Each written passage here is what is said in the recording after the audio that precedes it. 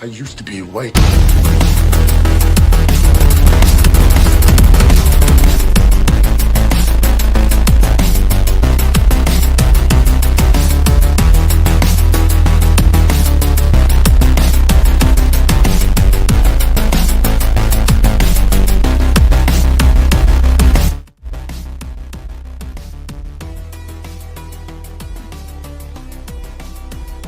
Somebody tell Jeff he's muted. Yep, he's muted.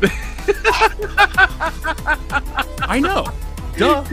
I had to say some things I couldn't say on YouTube. So, folks, welcome to World Class Bullshitters, the epitome of pop culture. I'm your host, Jeff Hicks, and with me tonight is the Bombay bad boy himself, Big Rig Nick Utown. Yes, I'm glad to be here on a wonderful Thursday night with all of you. We have a wonderful amount, a plethora of things we're going to talk about, including Welcome to Derry. So we'll get into that. We'll have all kinds of stuff. We're even going to be talking about boobs and how boobs actually couldn't save the day. This is like that one episode of Perry Mason where he lost. This is that time where everything's falling apart when luscious boobs can't save the day. But anyway, folks, we'll get into that talk, the tit talk, in a minute. Let's say hello to American Ramrod coach Kendo Slice. Happy to be here, Jeff, on this wonderful Thursday night. It's so great. I had something better to say for my intro, but I don't remember what the hell it was right now. It must have not been that important. So, speaking of important stuff, this platform has upgraded. We now have new sound effects that we can use like this. So if when Dion comes on and he makes a mistake, we're there with the gong. We'll treat it like the Gong Show. Now, I didn't put this on here. This was automatically uploaded like this. We can now have a left. Yeah. Every time we introduce each other. So it's going to be like, the Bombay bad boy himself, Big Rig Nick Utown. Nobody yeah, just my normal life then. Get to know. He's just on a slight delay. Now, folks, we are going to start this show in just a moment, but our friend Sejorjan has sent in a very generous Scott Steiner-sized super chat. So we're going to play that, and then we are going to get back with you and start the biggest show of the week. Your week, our week, everybody's week, because we're all on the same timeline. This isn't Back to the Future. But I don't know what time it is, but I do know how to do a little bit of math, but I'm not good as this guy. You know, they say all men are created equal, but you look at me and you look at Small Joe, and you can see that statement is not true. See, normally if you go one-on-one with another wrestler, you got a 50-50 chance of winning. But I'm a genetic freak, and I'm not normal.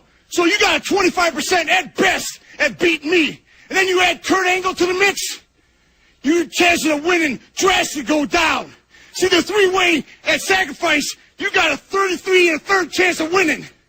But I got a 66 2/3 chance of winning because Kurt Angle knows he can't beat me, and he's not even going to try. So, Samoa Joe, you take your 33 1/3 chance minus my 25% chance, and you got an 8 1/3 chance of winning at sacrifice. But then you take my 75% chance of winning, if we used to go one-on-one, and then add 66 2/3%, I got 141 2/3 chance of winning at sacrifice. See, Joe, the numbers don't lie, and they spell disaster for you at sacrifice. Thank you to our friend Sejorjan, who has a question for Coach Kendo. Coach Kendo, other than future Mars Emperor Elon Musk slamming Woodrow Wilson recently, why was my social media flooded with Woodrow Wilson's association with the state of Delaware? Does it have to do with how Delaware is starting to mess up incorporating corporations? Thank you for your very generous super chat there, Sejorjan. But I really couldn't tell you why your social media would be flooded with Woodrow Wilson and his association with Delaware. I do know that Woodrow Wilson, as governor of New Jersey, had a massive hard-on for antitrust legislation, which caused a lot of those companies to leave and go to Delaware, and which helped Delaware turn into the corporation capital of the United States, essentially, because Delaware was like, hey, yeah, come incorporate here. We aren't going to, boof you the way that New Jersey is, and the antitrust legislation. So maybe, I don't know if Delaware is screwing the pooch on that one or what, but if I had to guess, it would have something to do with something involving corporations and people complaining about why there isn't any outside of Delaware or all that other nonsense. And it comes back to the fact that Woodrow Wilson was a weasel, and he went after trusts and corporations to try and bust them up, so they went places that he couldn't touch them. So I did a little research, this little thing called the interwebs, to find this. So I can't give you the best, most detailed answers to Georgian, but this is what I found. So, facts and myths from DelawareCorporateLaw.gov. That's the site. The changes were pushed through the New Jersey legislature by then Governor Woodrow Wilson following a highly contested presidential campaign. Since then, Delaware has dominated corporation business. Woodrow Wilson then became president. It says because he put the screws to the business on a post from X the other day. So, I don't know if things are changing. I don't have any business in Delaware. Do you guys? I mean, we ship to Delaware. But I mean, I do have a kind of secret tax haven I have there, but that's about it. So, oh, I thought you had a secret hookup that you went to in Delaware. Like, I get it, man. Secret loving's fun. You know, you go up to Delaware, you meet your lady, you go to Rhode Island, you leave Rhode Island because it's like a 10-minute drive. Yeah, I get it. yeah. Rhode Island's just a loop. That's it. It's just one loop. It's just I have a friend with a backyard bigger than Rhode Island. Oh, probably. But, we got a college math major in the chat, by the way. Kendo's really great at math. I'm just fine. I don't mess up my taxes, and I don't mess up my addition on my bills. But then again, I don't really do much geometry for fun anymore. Wait, you do geometry for fun? No. I mean, it can be. If I'm finding out the square footage of a house that I'm buying, yes, that's fun geometry. Or like what the volume of... Never mind. We're not going to talk about that on the show right now. I don't want to present myself as that guy yet.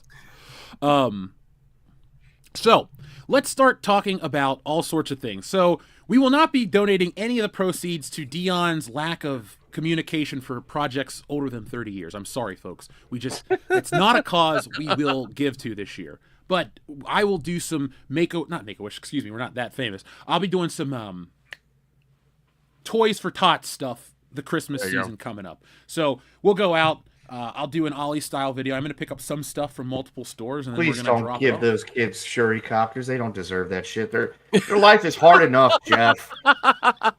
Look, I wasn't going to give them shurikopters. Don't give them roast ticos either. Okay, they deserve a better life. These kids are impoverished. They're not going to have a Christmas because their family or wherever that can't afford toys. The last thing they need is for you to dump a bunch of unwanted Star Wars shit on them. That's just cruel. Like, oh, you wanted toys really bad? Have a fucking shurikopter. That is... Oh, my God. That's just fucking mean. You said Star Wars toys. What if I give him this brand new Chewbacca? You don't think somebody would like that's a Chewbacca different. figure? That's a cool Star Wars toy. But that's one that probably actually sells. Yeah, it's hard to find right now. I had to get it while I could. You know, you get them a bunch of fucking Rey Skywalkers and Admiral Dildos. It's not as cool. That's illegal to give to Toys for Tots, so we're not going to do that, Kendo. But I will give them better stuff. I'm talking like good characters, like Iron Man, Spider-Man. Do kids know who Han Solo is? I don't know. Probably. But no. would it be worse if I went and just bought them a bunch of Skibbity toilet stuff? I don't know. Yes, on the grounds of the fact that stuff is awful, and we shouldn't let the kids keep poisoning their brains with that crap. All right, well, it's probably true. But we'll do. We'll get them 6-7 action figures. That's the thing, right? Damn it. So, our friend Shrubbles08 has a very delicious title for today. The word of the day is turkey. My Black Ass presents Dion Green in Jive Turkey. Jive Turkey 2, where the white women... Jive Turkey 2, where the white women at. And fistful of turkey. Okay, oh my God. I would watch Jive Turkey 2, where the white women at today. Today. I'd watch that. The joke is there are no white women. He eventually finds like some old... Well, no. Dion, if he found an old lady at the end of the story, he would still be like, yep, I'll do her. Oh, my God. Yeah. Probably. We have Let's clip be honest somewhere with on ourselves about our friend. Like, he wouldn't say no to Kathy Bates. Totally would. Like, that's Titanic Kathy Bates. Or about Schmidt Kathy Bates. Not like Matlock Kathy Bates. Okay, all right. Yeah, because I'm just like how old is he going here? Because she's looking pretty up there. Yeah, well, she's white. Dion would say yes. But, It's probably true. Yeah, I'm not wrong. I know my friends. I love my friends, but I'm always honest about my friends. Yeah. So, let's see. From Dusk Till Turkey. That's a weird title. Turkeys on a plane. Hot tub turkey machine. I'm trying to think of one where I can incorporate shoving a turkey up your ass to honor Pete, but I don't know where there's a turkey title up there. There's Turkey Falling. You could just cheat. Instead of the movie Up, you could say Turkey Up Your Ass. There you go. That ass, fits. yeah. You got up in there. The turkey fell to earth. The 50-foot turkey. That's a good one. Turkey Man Returns. Or it would just be Turkey Returns. One turkey over the cuckoo's nest. Ooh, a horror one. When a Turkey Calls. Gobble, gobble, motherfucker. So, Script Doctor and I came up with an idea for, we were joking about it on the Tuesday show about Robo Turkey, or was it Robo Gobbler? And I was like, we should turn this into something. So, I'm gonna write a script for the Asylum and see if they'll take it.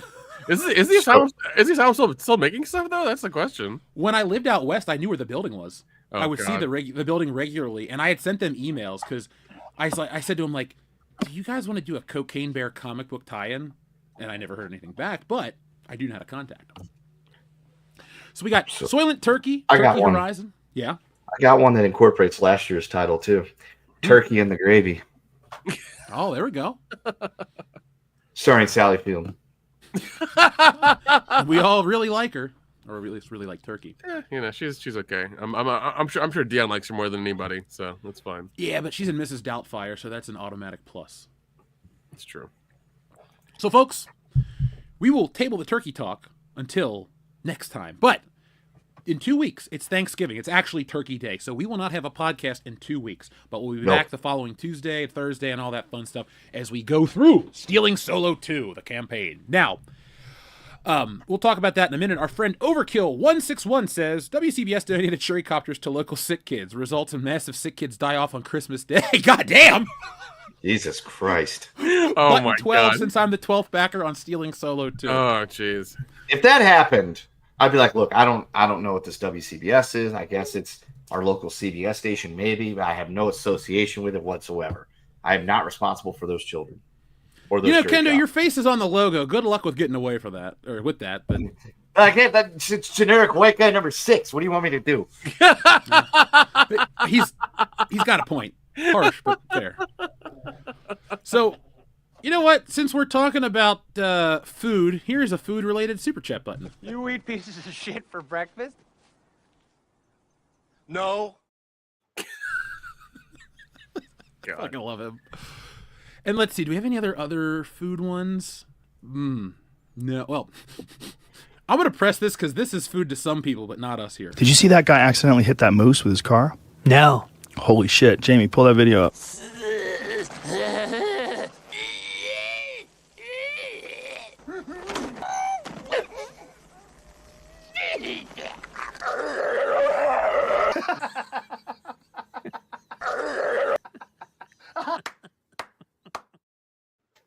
I was expecting the moose because I'm like, oh yeah, there are some people that eat moose, but not us. No, we got Jim Carrey busting out of a rhino. So I was like, bro. It's disgusting. But Overkill161, thank you very much for your message, and thank you for being backer number 12 to Stealing Solo. Folks, Stealing Solo 2 is here right now, and you have your limited time opportunity to grab the book. Now, folks, we like to talk about how we want to get back at shitty entertainment. So about 10 years ago, I left dejected from The Force Awakens. I hated that movie, and I found you guys, and we started to build this channel, and I teamed up with a couple other dudes, and we went rolling and all this stuff, and here we are. But along the way, I had to stop and make a little story to tell how I felt about Star Wars and, well, make it just a smidge absurd to have some fun with it. And that book was Stealing Solo, where a group of disgruntled Star Wars fans kidnapped Harrison Ford and forced him to remake Star Wars in their basement. Now, years later, we're back with the sequel. So, folks, we have Stealing Solo 2, The Power of the Farce. And you guys are very excited about this book. So far, it's just been 2 days on the dot. We're 75% of our initial funding goal, and we're about to cross into some fun territory, because tonight it is possible. Actually, it's possible anytime, but let's do it tonight. We can cross our funding goal because we're only a couple bucks shy of what the hell did I do? I logged in with my old account. I was getting ready to log in for the first Stealing Solo. Excuse me. I've been rambling on because I'm trying to log into Kickstarter right now to try to find the. I was like, what's going on? Yeah, Also, apparently, I just learned something right this second. Asylum Entertainment has changed to another company entirely. They've been bought out, and they're no longer the Asylum or Asylum Entertainment. They're Pantheon Media Group now. That's an improvement, right? Sure. So, wow, we've moved up. End of an era. So, folks, we're going to show you the trailer for this comic, and then we're going to talk about it, and then we're going to go on with tonight's show. This is the beginning of the campaign. We have goals, we have aspirations, we have dreams, but we're going to achieve them all. Now, once we hit the initial $3,000 just to get the thing officially there, everyone unlocks a keychain and all this other wonderful stuff. But let me share the screen with you guys right now, and let's check out the trailer for Stealing Solo, The Power of the Farce by me.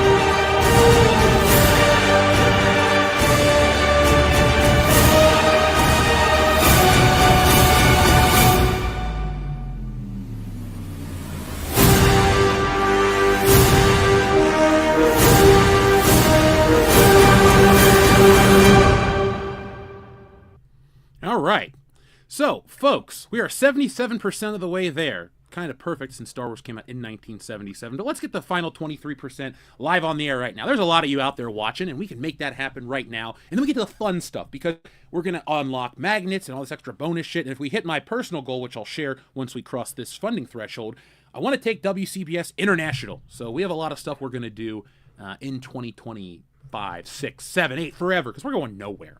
So here you have Stealing Solo, The Power of the Farce. This is our A cover.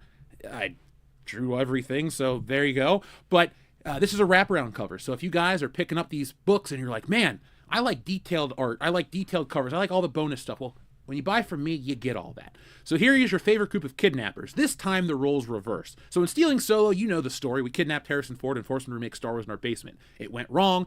Everything happened. It went poorly. But like I said, every great galaxy-shaking disaster creates an equal and opposite catastrophe. And that's where Stealing Solo 2, The Power of the Farce starts, where our good pal, Mark Hamill, kidnaps us in an attempt to regain his dignity lost from Disney Star Wars, in an attempt to remake his film like we remade The Force Awakens in our basement. Except this time, it's crazier, it's bigger, it's a little like the Joker, intentionally. But if you enjoy Star Wars, if you like to make fun of shit, if you really want a cathartic book that's going to help you go, you know what? I'm glad I made fun of this, and I'm ready to move on to the next part. Well, there you go. This is the book for you. So as you can see here, we got just a couple pages. I don't like to spoil anything yet, but there's a lightsaber duel. There's some flashback moments. There's Kendo Ren fighting Luke Skywalker, so that's a moment in the book. But we have all kinds of fun perks. So we're almost there to the goal. We'll all get a free keychain of the logo right here. But for every 100 new backers, we'll have a magnet. So Nick, you're the first magnet. Thanks. I'm the second magnet. Then we have a dual magnet. We have Kendo Ren. We have the A cover poster, or the A cover as a magnet. Dion in the space milk titty costume. I don't know what you call it. That's the first page of Act 2. It's literally him in that giant suit going, what the fuck am I doing in this thing? That's funny. It's the kind of story that everyone can relate to, because we've all been held hostage by our favorite franchises, and so this is just a literal representation of that. But at levels 8 and 900 from backers, we have a surprise magnet, which I'll tell you about once we cross that threshold. And then at number 1,000, we get our old pal Mark, and there's a whole lot more even after this. But I don't want to jump the gun yet. I don't want people to get too excited. We got to get everybody in. So, folks, I know you backed this book. I know you want this book. Do me a favor, go out and share it so we can get even more people. We want 1 million people to back Stealing Solo. So we can make that happen. WCBS will be funded forever. We can go do weird shit like you want us to go to Ollie's and go to Amsterdam. That's guys. When we hit that big 6-figure goal, I'm taking you guys on an expense-paid trip to Amsterdam. That's not a joke. We're gonna drink our way across Europe for like a couple days because I know you got families that you can't get away from. But if you can get away for a week, the channel is gonna cover a week's drinking trip to Europe. I know Kendo would love to do that, so we just have to watch out for Dion because we might lose him to the white European ladies. But God, anyway. we would. Are you kidding me? We would lose him to a fucking stewardess. You might lose me to a hot European lady. I might just not come back. No. That's fine. That's fine. That's okay. But like Dion. I'm not married, so it's cool. Yeah, I was like, we gotta watch out. We gotta watch out for Dion because he likes. Yeah, when he's out with us, he likes to wander a little bit. So we gotta make sure he doesn't wander too far. He doesn't wander in this book, but I'll tell you, Dion plays a much bigger role in this story than he did the first Stealing Solo. I always felt bad, but I was like, how can 2 people versus 2 people blackmail somebody? Like, you needed the odd numbers. So Dion was written off. He was hanging out with Hillary before they were married. This story takes place in a weird timeline. But, guys, we have all kinds of awesome perks and bonuses here. So our most popular one we're talking about here is the book, shirt, and poster combo. And you can get up to a 5XL. We can go from extra small to 5XL. So you guys can grab that shirt. All the shirts are high color printed. Then we have the basic cover for cover A right here, which is my personal favorite. We have cover B, which is the homage to the original Stealing Solo, and that's going to have a different back cover, which we'll talk about a little later after we pass that threshold. It's going to be action figure based like the original vintage Star Wars toys. Then we had a request for both covers as a tier, so you can get both books. We also have the cover B of the shirt poster combo. You can get both books, both shirts, and both posters. We have all 3. You can get the original Stealing Solo 2, and everything there is. Then there's this thing called the Stealing Solo Ultimate Collector's Bundle. There's only 10 available, and we've already sold through 30% of that. Ooh. It's literally a custom printed box that, here it is right here. I had these printed up from the first Stealing Solo, or the Phantom Menace edition when I was shipping that out to everybody. And here, let me fold the flaps down. But this is a big Loot Crate-sized box, custom printed with the Stealing Solo logo, and it will be filled with goodies. But it'll also come with a book, a super rare sketch cover variant, which you can't get anywhere else because I only have 11 of them left, and we have 10 available in this campaign. So I'm going to keep one for myself and give the rest to you guys. But here's the Stealing Solo box. She is a hefty box, but you'll get it full of stuff: shirts, posters, books, stickers, magnets. Hopefully, what else? Well, I can't tell you what else is coming. But that's the size of the box. And then also there's one final package. If you're really, really a big fan of me, you can get the Jeff Hicks bundle. Everything comes signed, and it's literally everything I've ever done. Every cover, every version, with the exception of the variant sketch cover. You get every poster, everything. So we give you guys the best. Do you have your nice coffee table book that you made? Oh, Tits and Art is included. Yes. Good. I was worried about that. Nick, don't worry, brother. I always make sure that we keep it available for every. Look, it is our most popular item at the conventions with ladies. Dude, Oddly that enough, is. I remember when we were at the Lexington Toy Show Saturday. Every woman walked up and like at least bought one copy. It was wild. Yeah. I love how people like see us in person. They're like, "This looks cool," and they take it right away. It's like, yes, I know it's got the word tits on the cover, but the thing that always makes me laugh, Nick, is when remember that lady that bought it for her kid? She's like, yeah. I was like, okay, you're an adult, so I can't tell you no, but whatever. Yeah, it's just like, all right, as long don't really care. Yeah, but we're not. Look, we're not here to talk about Tits and Art. You can go to titsandart.com right now and buy a copy if you're that curious. It's a big coffee table book. But if you guys want the Book of Booty, we just got to sell out of the back stock. But anyway, like I said, we're 77% of the way of the initial funding goal, and we're going to go even higher. This is a bigger book, and we have all kinds of stuff to give you guys. Now, I will be on Saturday morning on Comics Aficionados. I'll be over there hanging out with Wes and the crew. We'll be talking about Stealing Solo and a whole lot more. Next week, I'll also be on the 3POA. I believe it's Wednesday night. I will be on Literature Devil's stream. I got to get back with him. It's either Tuesday or Wednesday. I'm probably going to do Tuesday. But long story short, you're going to see a lot of me on the internet to promote Stealing Solo 2. So go over, get yourself a copy. Link is in the description below. This book is completely done. So as soon as this campaign closes in 28 days, I'm going to go order the books. Then they get printed and shipped to me, and then I will fulfill those books. So you're not going to have a very long wait time. We're looking at late February to get these shipped. But if you look at the Wokebusters campaign, I gave you guys constant updates. So as soon as we hit our 23% more goal, it's going to be update from me that we did it, and then you'll get a weekly update. They're going to be fun, weird updates. They're not going to be, well, let me tell you more about how much I'm working on the book, because I literally did it. So just be on the lookout for that. Get yourselves a copy, and we're going to have a lot of fun. Can Nick and I be on the lookout for that advanced PDF copy that we always get of all this shit when it's done before everybody else? Because, we're on the inside and shit. Batman, well, this stream is only in the short format for people on their phones and mobile. StreamYards has updated their stuff. Now, Kendo, sorry to no-sell you. You guys can get PDFs, but we're not offering digital this time for anybody that's curious. But I'll hook you guys up with a PDF print file that we can get all the bonus pages too. Yeah. Awesome. Because Kendo, did you get that the package best part about being a part of this whole campaign. And Jeff does these things. He sells it to you guys and everything like that. But Nick and I, we get a sneak copy before. Oh, yeah, we do. And it's just awesome that, it'd probably be like, I don't know, somebody in Marvel a long time ago when they could see Spider-Man before they printed it. It'd be cool.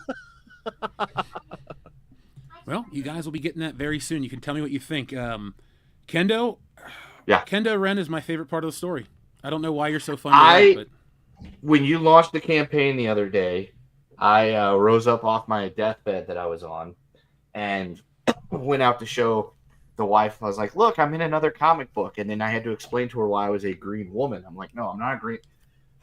I'm almost 100% positive I'm supposed to be Kylo Ren. This is what he looks like. And it was, why is he green? I'm like, I'm probably green screen because that's how they did the Avengers. Exactly. I do bring that joke back. Oh my God. I even have a tennis ball on the top of my Ray staff. So yeah, so I was like, I'm green because that's how they made the Avengers. She didn't get that. I didn't bother to explain it any further. I just left it that and went back to watching OSW review.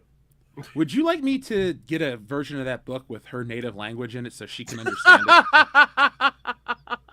She knows English. There's only been like once or twice that I can ever think of. I had to explain to her what a word was, and one of them is a very infamous word because we were watching Training Day. Oh, and I know what it was. My word. And yeah, and she asked me. She goes, "Does that mean like my friend or something like that?" I'm like, "It depends on who's saying it." Yeah. It's a lot of context has to be Yes. in place for that to work. I explained to her. I was like, "Yeah." I was like, "It depends on who's saying it or who it's being said to and by whom. Just you probably should steer clear of using that word to talk to anybody, regardless how you feel about him. And that's the safest way you can play it." Well, thank you to everybody who has listened to me talk about Stealing Solo. We'll check in more at the campaign. We went up another percentage point as we were talking. I got to watch the number go up, so that was kind of cool. But thank you very much. By the way, folks, StreamYards wants to know if this is working for you guys, because we can get rid of this vertical integration shit, but they're trying to promote it, so I thought we should check it out. Oh yeah, I mean, yeah, verticals now are a big thing because now I think SAG after whatever now supports productions of vertical content. They just signed a contract like last week. Well, Disney you saw that Bob Iger article you sent me about how Disney wants to incorporate like custom AI generated content to make YouTube or Disney Plus more interactive. I don't like any of this shit now. Like, we're just gonna be living in DLC land. Pretty much. I mean, they also didn't they just recently like take their content off of YouTube TV, and it's causing like a big problem. I think they're losing like a few $1 million a day because of it or something. Like, it's not good. Oh, damn. Yeah, it's not really good. They love making really shitty decisions. That's how they work. So, oh well. So, folks, let's start talking about some of the titles that you guys or no, some of the titles tonight in the thumbnail description. But by the way, Dion is on location for The Running Man. He'll be back with an early review of that for you guys. He's probably gonna fucking love it regardless of what happens in it.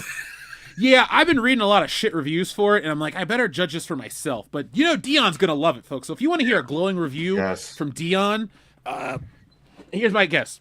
Yeah, it was pretty good. Not as good as the original, but Glenn Powell, man, he brings it. My boy brings it. Like I'm just trying to guess what he's gonna say. If he says it just like that, I'm gonna laugh my ass off. Well, it's only 30 minutes into the show, and he shows up about the 2-hour mark. I'm sure he'll say those exact words. Yeah. Yes, Dion's birthday was earlier in the week. He's off celebrating with the family, too. So, all right, guys. So let's start talking about this YouTuber stuff that was been going on. So, folks, this is actually more of a teaser for tomorrow's bigger video because I've been working on the script, and I have... When you address certain topics, you got to make sure you have it all mapped out. I'm not the kind of guy on YouTube that just turns on my camera and starts talking about like the Funko Pops, or I don't just start talking about the Captain Marvel stuff. Or all the videos I've made, I have scripts. That's why I pay extra per month on Google because I have all this shit stored for years and years. Long story short, what I'm getting at though is we're going to give you more detail tomorrow. But I was on Grok. What I do is I ask it, what are some big topics for the week? Because I don't spend that much time on social media. If you see me, I'm working for the channel. Personal time, I'm watching The Saint now, or The Avengers, or some random-ass British shows. So I got my own thing going on. But I noticed that they were talking about, in the topics of the week, it was talking about how basically a lot of YouTube stuff that people are talking about, more the outrage, the rage bait, the clickbait stuff, they're having big implosions to the point where it's people are having backlash effect. They're angry about this stuff. They're angry at the creators. But what's actually happening too is they're finding that these videos and stuff lower media literacy, like I've been talking about too, because it lacks nuance. A lot of these videos that YouTube promotes don't have the nuance to address certain topics. It's very black and white, and that's what YouTube wants. But I found it interesting how it's like the house of cards has tumbled right as the algorithm changes and all these other things are changing. So I think YouTube, especially in our sphere, is going to be changing up for a lot of people. But what did you guys think of the stuff I sent you, or we were talking about off air? Like pretty interesting stuff that backlash is happening now? Yeah, it is, because I mean, we've talked about it, you've talked about it, and it's been happening, even, I mean, we saw it happening with Superman, where we had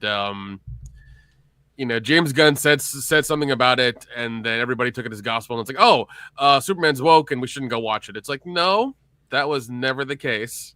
Yes, James Gunn said this thing because he's trying to be topical and get everybody to watch his movie and talk about it, but the movie was fine. Yeah. Like this thing that was said was never like a big deal. It was like a couple sentences, and it was about because Superman's an alien. That was it.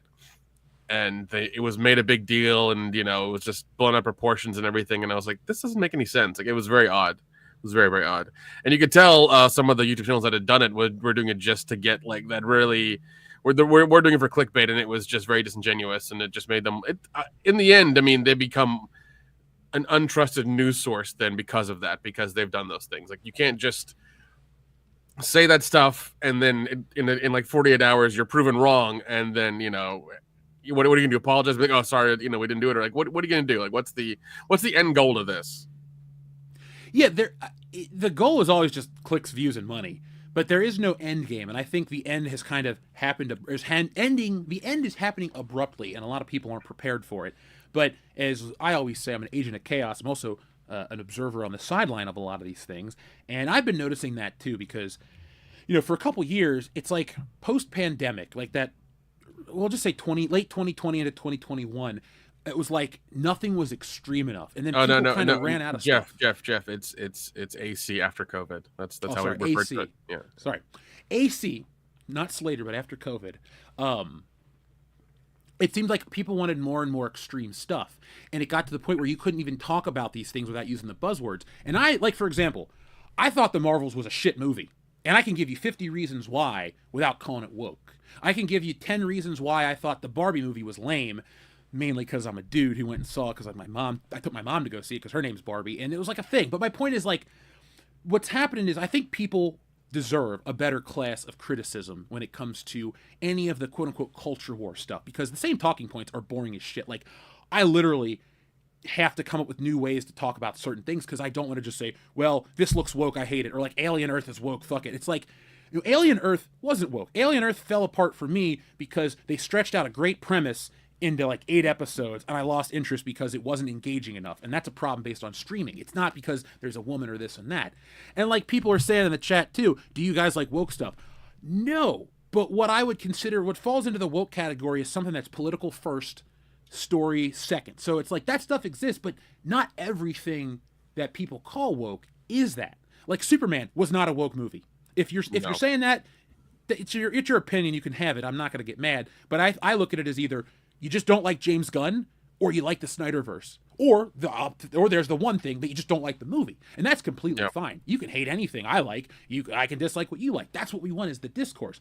But I found that this just constant like making up shit before stuff comes out to get people riled up, and then it's not in the movie, it's not in the show, it's not a part of anything. It's just wasted digital space, and people are fucking tired of it. And I found that interesting because I wasn't even looking this up. I'm looking for what hot topics are that will appeal to the audience. And that popped up right away. And I'm like, oh shit, if Grok is giving me that with all these other random things that I don't know, this must be important. So I thought it was our duty to talk about relevant shit here on the channel.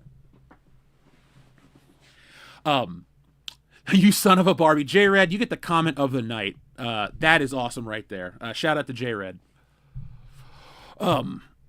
Let's see. Wasn't the alien gay in Alien Earth? How can an alien? Never mind, I made a joke. And I'm like, how are they gay? They give. I mean, aren't they asexual? They have a queen.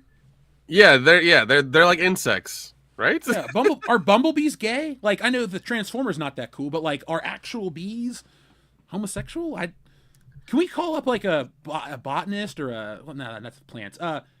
Like an insectoid fan? I don't know. I'm drawing at straws here, man. I've made my point 3 times over. What do you guys think about this? Like this new direction, this anti-woke whatever, it's falling apart.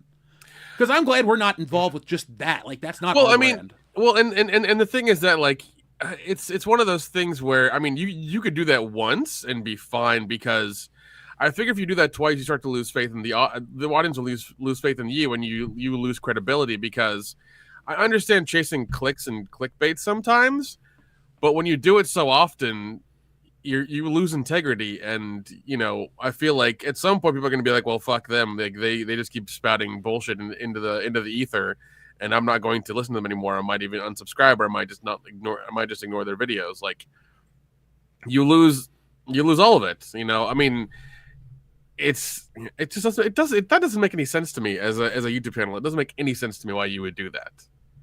You know, I don't get it. And Sly, you make a great point about stuff being pointed and pushed in one direction. I agree with that. That's why. See, I want just a better class of criticism where you can discuss why Ghostbusters 2016 is bad and all of those things. And I agree that is. Go back and watch our videos on it.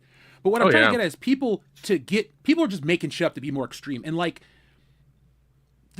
The point you made about the backs up against the wall, I don't think anybody's backs up against the wall anymore. That era is kind of over. And it's not that I'm like championing all this new great stuff. What I'm saying is that shit was prevalent for a long time. It got really heavy. Let's just say 2012 to 2020. The bottom fell out of any kind of money in that. When you have movies like Snow White and Little Mermaid, those failed. Like they either underperformed or they just broke even. They're not breaking records. But it's all the stuff that doesn't feature the race swapping and all that broke. And that's true. That's all valid. But like we're kind of past that. Disney's going to keep doing it because that's their brand. And Disney's always been doing that shit. But at some point, it's just like giving them advertisement. Like Predator, everybody said Predator was going to suck, and it opened, and it flopped. They were saying it's going to flop, and it opened to like what $80 million worldwide, and all this other stuff. All of these things are just being said as factual, and everybody's getting riled up, and then other people are going, "Well, this is all made up," and that's what's happening right now. So I think if Grok is sitting there going, "Me, this is a relevant topic," I thought, well, shit, I guess it is a relevant topic, and people care. So it's almost like a mild version.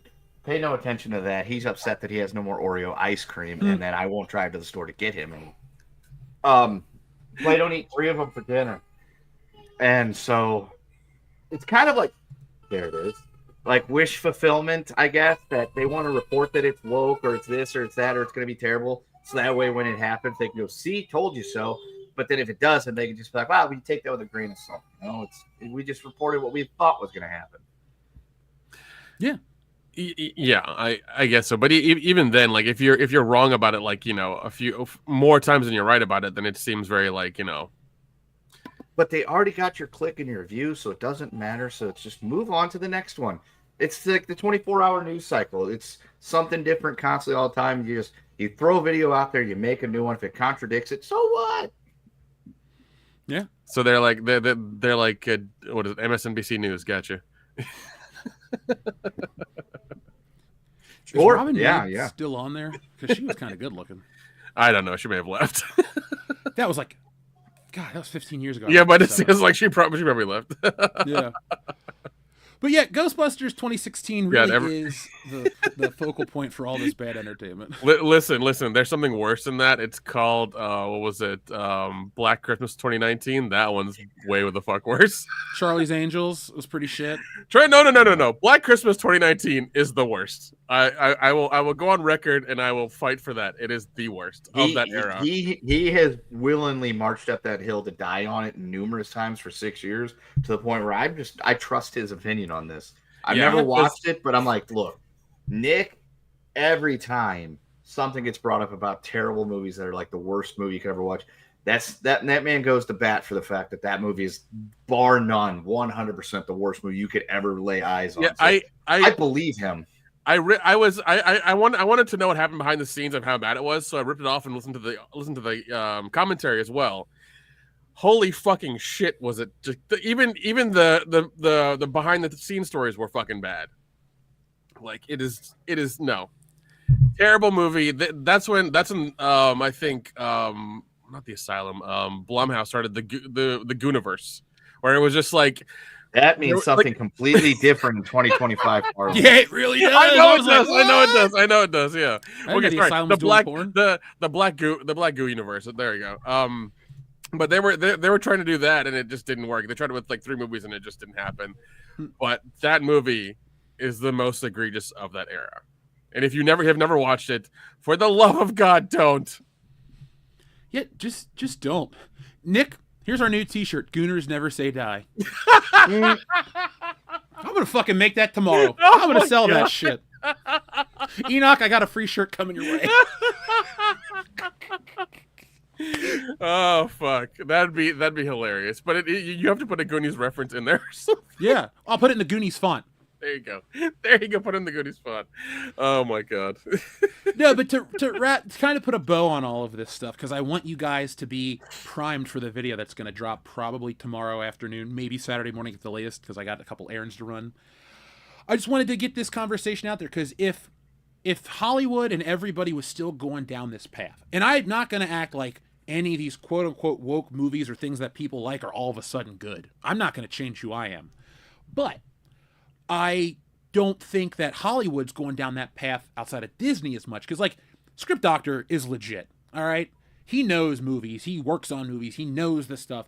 And I take his word at I take it seriously. Like, what he tells me, I'm going to believe, because what's the point? He works on these sets. He's involved with this shit. He's like, what burnt me out on a lot of this stuff is like constant fake rumors, constant bullshit. Like they used to lie and say like, oh, this is all a story. Like, it's in a fucking printed book. Like, companies aren't printing these fake books for your narrative about Kathleen Kennedy or whatever. It's like, what the fuck? And I make this shit criticizing her, but it goes up into this like crazy direction where even I go, no, we got to bring this back, because if it goes too far, everybody loses credibility, and it takes away the teeth of our arguments and our points. Because at the end of the day, we all want better entertainment. We all want stuff that isn't ideologically driven, and we want stuff that appeals to everybody. Because I think for as much as everybody's hungry for nostalgia, the monoculture brings people together, and the internet takes it away. And so I think people really do want that monoculture, and if we can find good movies to gravitate towards in the modern age, that is a little bit of that monoculture coming back. Like a Mission Impossible. That's a good, solid movie. We can all gather around that one. Or Top Gun 2, Maverick. Everybody liked Maverick. That movie kicked ass. There is good stuff out there. There is garbage out there. There is, quote-unquote, the wokeness movies that people hate on. Like, am I going to go watch Wicked or Wicked 2? Fuck no. I am not into musicals or chick flicks. So I'm not going to call it anything. It's really not my cup of tea. But if people are calling it all these things without reviewing it or seeing it, I don't know what the point is. Like, Nick, I think I should start reviewing movies. Like, I'm going to review The Running Man right now. You know, The Running Man just came out. It stars Glenn Powell. It's directed by Edgar Wright. And I like Edgar Wright. He's made great films like Shaun of the Dead, Hot Fuzz, a lot of classics. Baby Driver is in there as well. But his take on The Running Man is so detrimental to society. It's all garbage. You see what I'm saying? I can make this shit up and then make it sound like I've seen the fucking movie. So, well, I mean, that's okay. That you could do that to a point, also because modern movies are like the epitome of mediocrity. Like, it's just like mid-level shit now, and it's not good. I do have is in a movie though. Yeah, but if I sucks, then it's not woke. It just sucks. Now, you can use woke to describe a myriad of things. Captain Marvel, although that was both. It was woke and it sucked. Yep. The Eternals, both woke and sucked. If I really wanted to, I could say, well, I'm looking for anything and everything that I could chalk it Welcome to Derry's woke because there's non-white kids in it or something like that. You could do that if you really wanted to, but sometimes it's either played out because you're just looking for, Moses in the burning bushes, they used to say, or you could just you're looking for clicks. But yeah, there's a difference between something that is woke and something that sucks. And I'm trying to think of another great, wonderful piece of super woke entertainment. The Star Wars sequel trilogy. You could consider that woke. It also sucks, but it's due to the forced, being female and inclusion of different things and saying, look, we're doing this for this sake. And isn't it cool that there's a black action hero in it? It's like, well, we've had that before. So this isn't new and all that other stuff. That's what woke is. Yeah. I will, and I'll also never forgive them for the fucking space horses. I'm sorry, never gonna forgive them for that. Do you think I should put space horses in Frankenfisher? Yes. We have to have sporces. Yes, because they thought that was such a good idea. They put it in the fucking trailer that dropped as soon as it was more of a. We've got this primitive group of people because we had it in the first trilogy, where they had the Ewoks, the primitive group of not people but humanoid creatures. Did they have it in this? Did they have it in the prequel trilogy? I'm trying to remember. The Gungans. Yes. And the Wookiees. So there you go. Okay. So again, there it is. So now we have to have it again, except for we can't just have animals. We need to show that there are these primitive humanoid creatures because, reasons, maybe because we want to talk about manifested destiny that happened all over this place. Something that I don't know, but it was these noble pseudo-native creatures that are taking on the evil Empire Mark II, and they fought bravely with what they had at their disposal, which was horses on a Star Destroyer that was taking off. That is made of a smooth metallic surface that horses clip-clopping wouldn't fucking work on anyway because they would just slide the fuck off the second that thing went.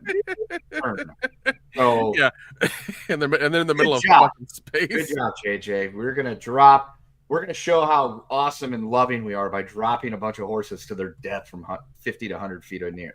Good for you, idiot. Yeah. What a tard.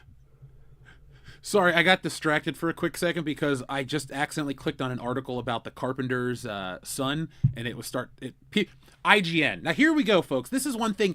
You can make these points because you got how do I want to phrase this?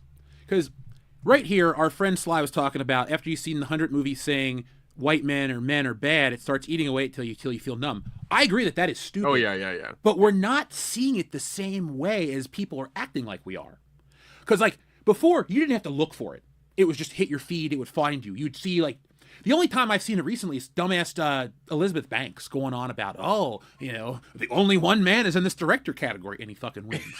Dude, that was the best. Once again, showing how the patriarchy overcomes everything. It's just like when Caitlyn Jenner won Woman of the Year. It's like, that is a dude named Bruce Jenner. He's now womanized. The patriarchy has come home to win again. You know what? Put all those transgender men in women's sports. I don't care. It's patriarchy keeps winning. Let's go.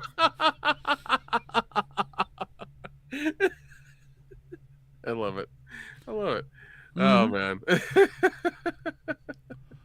See, I think a lot of this stuff, though, this is my last point before we read the super chat, is you got a lot of journalists and a lot of writers who try to propagate this stuff and go on about this, but those are the people that are doing it. I'm not seeing, like, you think the Mandalorian's going to have a trans allegory character in the trailer? I don't think they will this time. It could always happen in Disney Star Wars, but I don't think it'll be in the next trailer. I think it'd be kind of stupid because you'll lose so much of your audience. It probably won't be in the trailer. It won't be in the trailer, but it'll be in episode 2. Yeah, it might be in episode for Kathleen Kennedy she'll put the trailer out there, the first episode out, and she'll get the shakes because there ain't a chick that's lame and gay in it, and all the other digs and everything like that.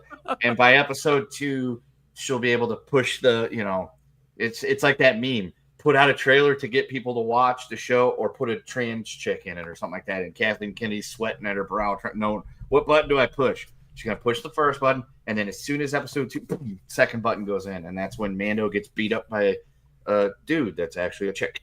Jeez. Isn't she supposed to be? Isn't her contract up in 2026 or something? Sure. Yeah, Nick, you know what? She's getting shot out of a cannon tomorrow. Yeah, that's what's I have it on happen. good authority that Kathleen Kennedy is being fired this week, just like she was last week, and the week after that, and she wasn't going to make it out of 2024, and she's going to get fired the week. My sources close to the situation, Nick, tell me that her ass was fired 10 fucking minutes ago. Okay? Her Bob Iger walked in and donkey I can punched her confirm right it right out of here. her desk. I'm glad. Packed her fucking bags, and they dragged her out, kicking and screaming. Video will be on the tweeters momentarily. Bank on that. If I'm wrong, then I'm going to blame my source. Oh God. 2, he probably meant next week, and I just got the dates confused. It's okay. Yeah, you've been having that problem since 2020, buddy. Dude, I'm glad. Yeah. I'm glad I brought that back for a second. Yeah. Every fucking week she was like, "Oh, she's gone this week." And like, all right, whatever. But dude, I got tired of getting all the messages like, "Jeff, don't you know that this is happening?" And I'm like, "No, it's not." And I would be bombarded with all this shit like, "It's happening, it's happening." And then people would be like angry that I wouldn't go along with the shit. It's like, no, Dude, it's like I need to see this shit. Dude, it's like when people say the rapture's happening. It's like, yeah, okay, whatever. It might. Just bring it. There sucks like, anyway. I don't care. Whatever. Just let it happen. It's fine. What's going to happen first? The Rapture, GTA 6, or Kathleen Kennedy get fired? My money's on Rapture. My money's on GTA 6. I would love if we got like a tweet from the heavens that said the Rapture's been delayed for 6 more months. We're still polishing the trumpets and we can't find Gabriel. Just hold on for a minute. We will rapture you next year. Yeah. 6 years later, there's a Rapture. Oh God. But yeah, even if she was gone, it wouldn't stop. That's the thing, though. Like, oh no, they'd probably put in somebody else who's 10 times worse. Yeah, she'll have her handpicked successor. That's the thing. But I think that's what people are tired of. There's the internet conjecture, and then if you look at it realistically for a minute, it can't get any fucking worse. People don't care anymore. Yes, it can. No, it can't, because there is a point, because merchandise ain't selling like it used to. And if you look at like the merchandise like I do, they're not making all this diverse shit. You know, they talk about the forced diversity. When you make characters in these movies that nobody likes, that's one thing. But when you make physical products with these characters on it, and they don't sell, and they just sit for literally years, and then you look at what they're making now, and it's like Han Solo, Chewbacca, Princess Leia, in 3 different scales. This, and that, at different scales. Like, they want to make money. And we're at a point where, like, there's a lot of uncertainty. And so people, even companies, got to worry about shit. So, like, there's no way that I would believe, like, they're going to intentionally get somebody in there that's worse. If anything, it just goes away. Like, you ever notice how quiet Marvel is right now? And I don't mean, like, because there's no movies coming out. It used to be, like, people would go, oh, this guy's going to be in this one, or there's this, or there's hype, or there's... Dude, I think, it's like it's fucking dead right now. No, it is really dead, and I think it's one of those things where, like, they have gotten too quiet almost now, and it's like, when the new movie comes out in 2027, I think it'll flop. I think both movies will kind of flop, or they're underperform at least, because I don't think they're going to do like billions of dollars as they think they are, because there's not a Marvel movie coming out until what, 2026, 2027. So Endgame is over, dude. Like that kind of hype and that money, like that was our last version of monoculture. And it was like it's weird too, like BC and AC, because realistically, everything kind of felt like it was leading up into a lot of closure and entertainment. I'm not talking about like the world. We're not getting the philosophical stuff here, but it's like Marvel closed out, Star Wars closed out, and then normalcy closed out. And now we're just in this really new era. But I don't think people are going to be going to see Doomsday for like $2.3 billion at the box office. Nope. You got people that'll stay at home for streaming, but I also think people are just like, it's a fad. Like, Westerns didn't go away completely, but they're not making as many Westerns as they used to. Yeah. So, which is unfortunate. Yeah. I think the next Spider-Man movie will make more than Doomsday 2 because Spider-Man is recession-proof. Spider-Man is one of those characters like Batman that it's I was just going to say that. Yeah, I was going to say that. Batman's also recession-proof as well. You're at least going to make your money back on Batman and Superman for sure. Yeah, in Spider-Man, you're going to make a profit. Oh, yeah. Like, even the shittiest ones, those Andrew Garfield movies, still made like $700 million. I don't know what the profit margin is. Yeah. I know some people are still waiting for, what is it, alternative Spider-Man, Miles Morales. Oh, Miles Morales. Yeah. Oh, I was thinking you were going somewhere else with that. I'm like, oh, wait a second. Is this the one where he goes after his buddy instead of Gwen Stacy? I'm not sure which one. Listen, I'm sure that's on the horizon as well too. Or maybe it was, and they just didn't make it. Instead of web shooting like this, he web shoots like this. Oh God!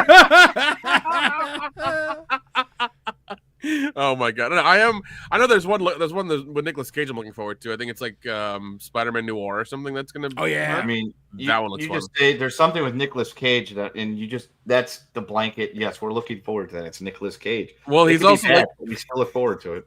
There's one that Jeff talked about a minute ago. It's The Carpenter's Son, which is Nicolas Cage's Jesus horror movie.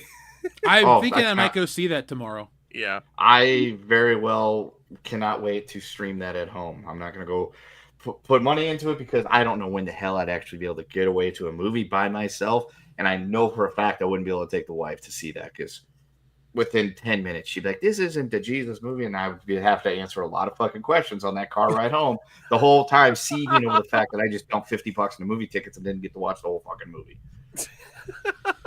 You know, Nick, being single isn't that bad. God damn. Oh, yeah.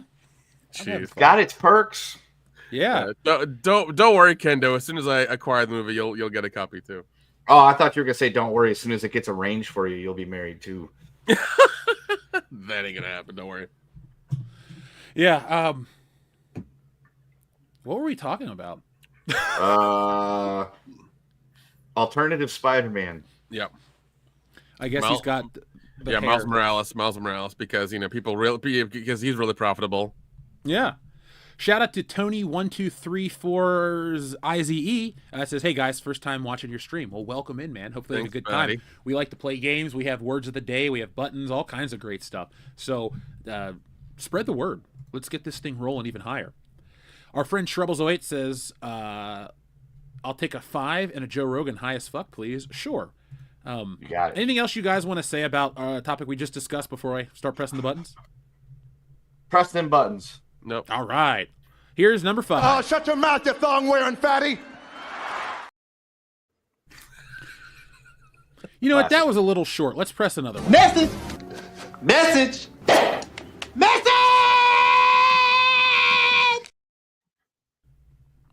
Great movie. Love the wins. Now, to our topic, though, would we want to watch a wokeified version of that movie where all the characters become white? Oh, is it a parody? Yeah, instead of don't. Oh, I would absolutely watch the whitest hood movie ever. Like, I want to make this movie where it's just like the cast of the OC and the cast of The Hills and Dawson's Creek, and it's just like you're remaking a John Singleton movie. Like, that would be hilarious to me. Where they're so serious. Yeah, instead of like Boys in the Hood, it's like Boys in the Hills, and it's like Boys in the Hills. And instead of dealing with like all the issues that down in South Central they would deal with, it'd be like, oh, my car has been scratched, Monty. What shall we do? I want one that deals with like Shanika getting pregnant again. Like, I want to see that done in the whitest way possible. Listen. We need white chicks too. We need white chicks part 2 is what we need. That's exactly what we need. I still need to watch part 1. I have never seen It's White all right. Chicks.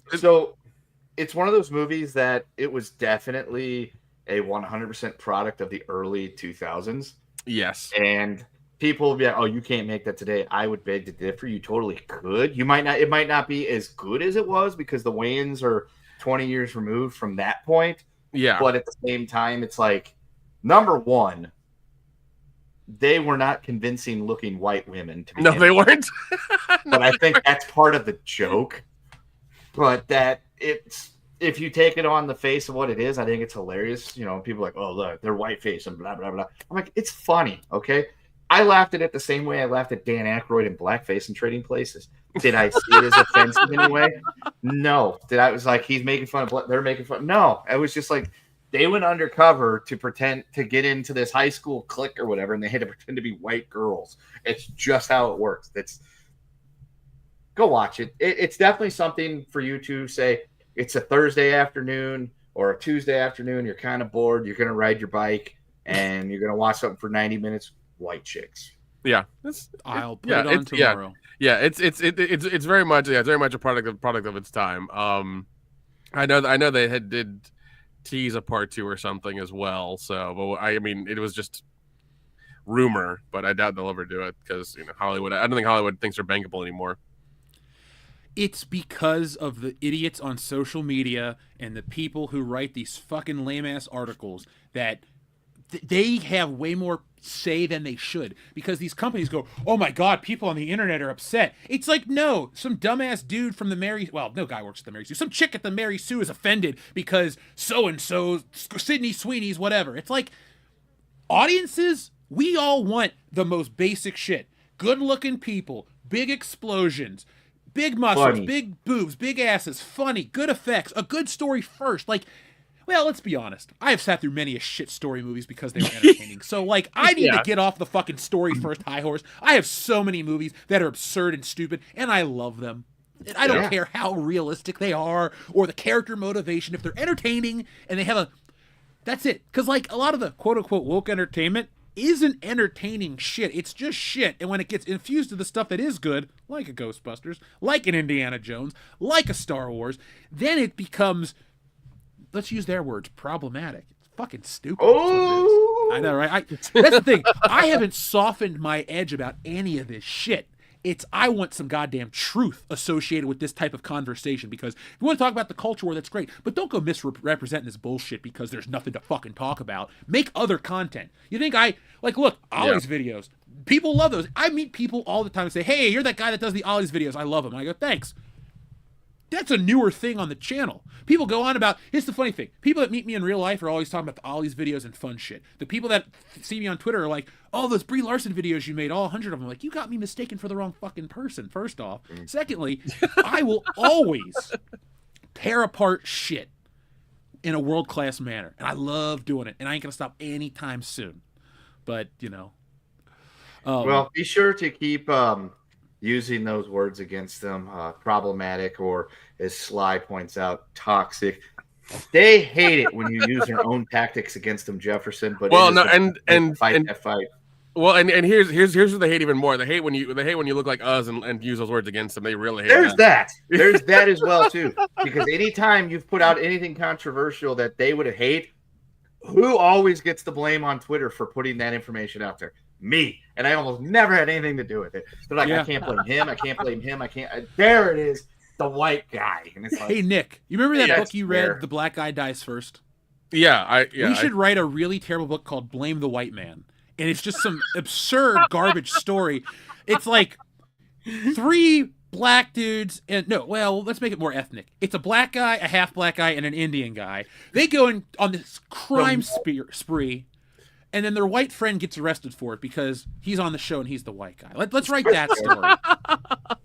I think there's a part 2 to that book. Like, they made another book alongside of that, and it's like, I've read the first one. I don't know how much more bullshit you can squeeze out of this topic, because even in the first 4 chapters, they just keep going back to 2 movies that have just come out over the last 100 years, where the black guy dies first. That's it. Now, now the black guy always dying is a trope, but that's entirely different. So, Nick, you ask how much more bullshit they can squeeze out of it. The answer to that is how many books can they sell? Because if they sell enough to make money, they can go ahead and grab that pile of bullshit and squeeze just a bit harder to see if they can make a third book. See, as long as you keep making money, they're going to keep doing it. That's how almost every industry works. As long as it keeps making money. Yeah, I know about making sequels, so believe me, it's a valid point. But, exactly. Jeff wouldn't be doing it if it wasn't making money. It's weird. Stealing Solo 1 is the book that never stops. I just sold more today. Like, the first one just keeps on rolling. So, well, it's kind of like when a new movie was coming out and it was a sequel, you went to the video store to either purchase or rent the previous one because you had to watch the first one before you get the second one. Same scenario, except for, your comic book is a higher quality product than most movies. Nah, yeah. I was going to say, like Jurassic Park, you got it, but that was lightning in a bottle. Never mind. I will never compare myself to the classics, but I will say we're on par with, we're better than Caddyshack 2. Oh, but we're not as good as Caddyshack 1. I fucking walked into the corner of the bed earlier today, and that was better than Caddyshack 2. We have a mutual friend, I'll tell you his name off air, who tries to convince me that Caddyshack 2 is a good movie and will talk to me regularly about how funny it is and how it's misunderstood. And I just don't fucking listen to him when he talks about it because I think Caddyshack 2 is trash. Fucking Loudy, isn't it? No, I'll tell you off air. Oh, I was just saying that seems like a Loudy movie. Here, I'm gonna message you in the chat right now. It really does. And I'll probably be like, "Oh, okay, never mind. That lines up. If it wasn't Loudy, it was him." Oh, yeah, okay. Okay. Yeah, that makes sense. That makes sense. Never mind. That makes sense. Yeah, I'm still gonna blame Loudy. Fucking Loudy. Yeah, I blame him too. Shout out to our friend Mike. What's up, man? Here is the button that was requested. Imagine if you gave a white supremacist 5-MeO DMT, and then as the first one, as they're exhaling, Yeah. What a rush!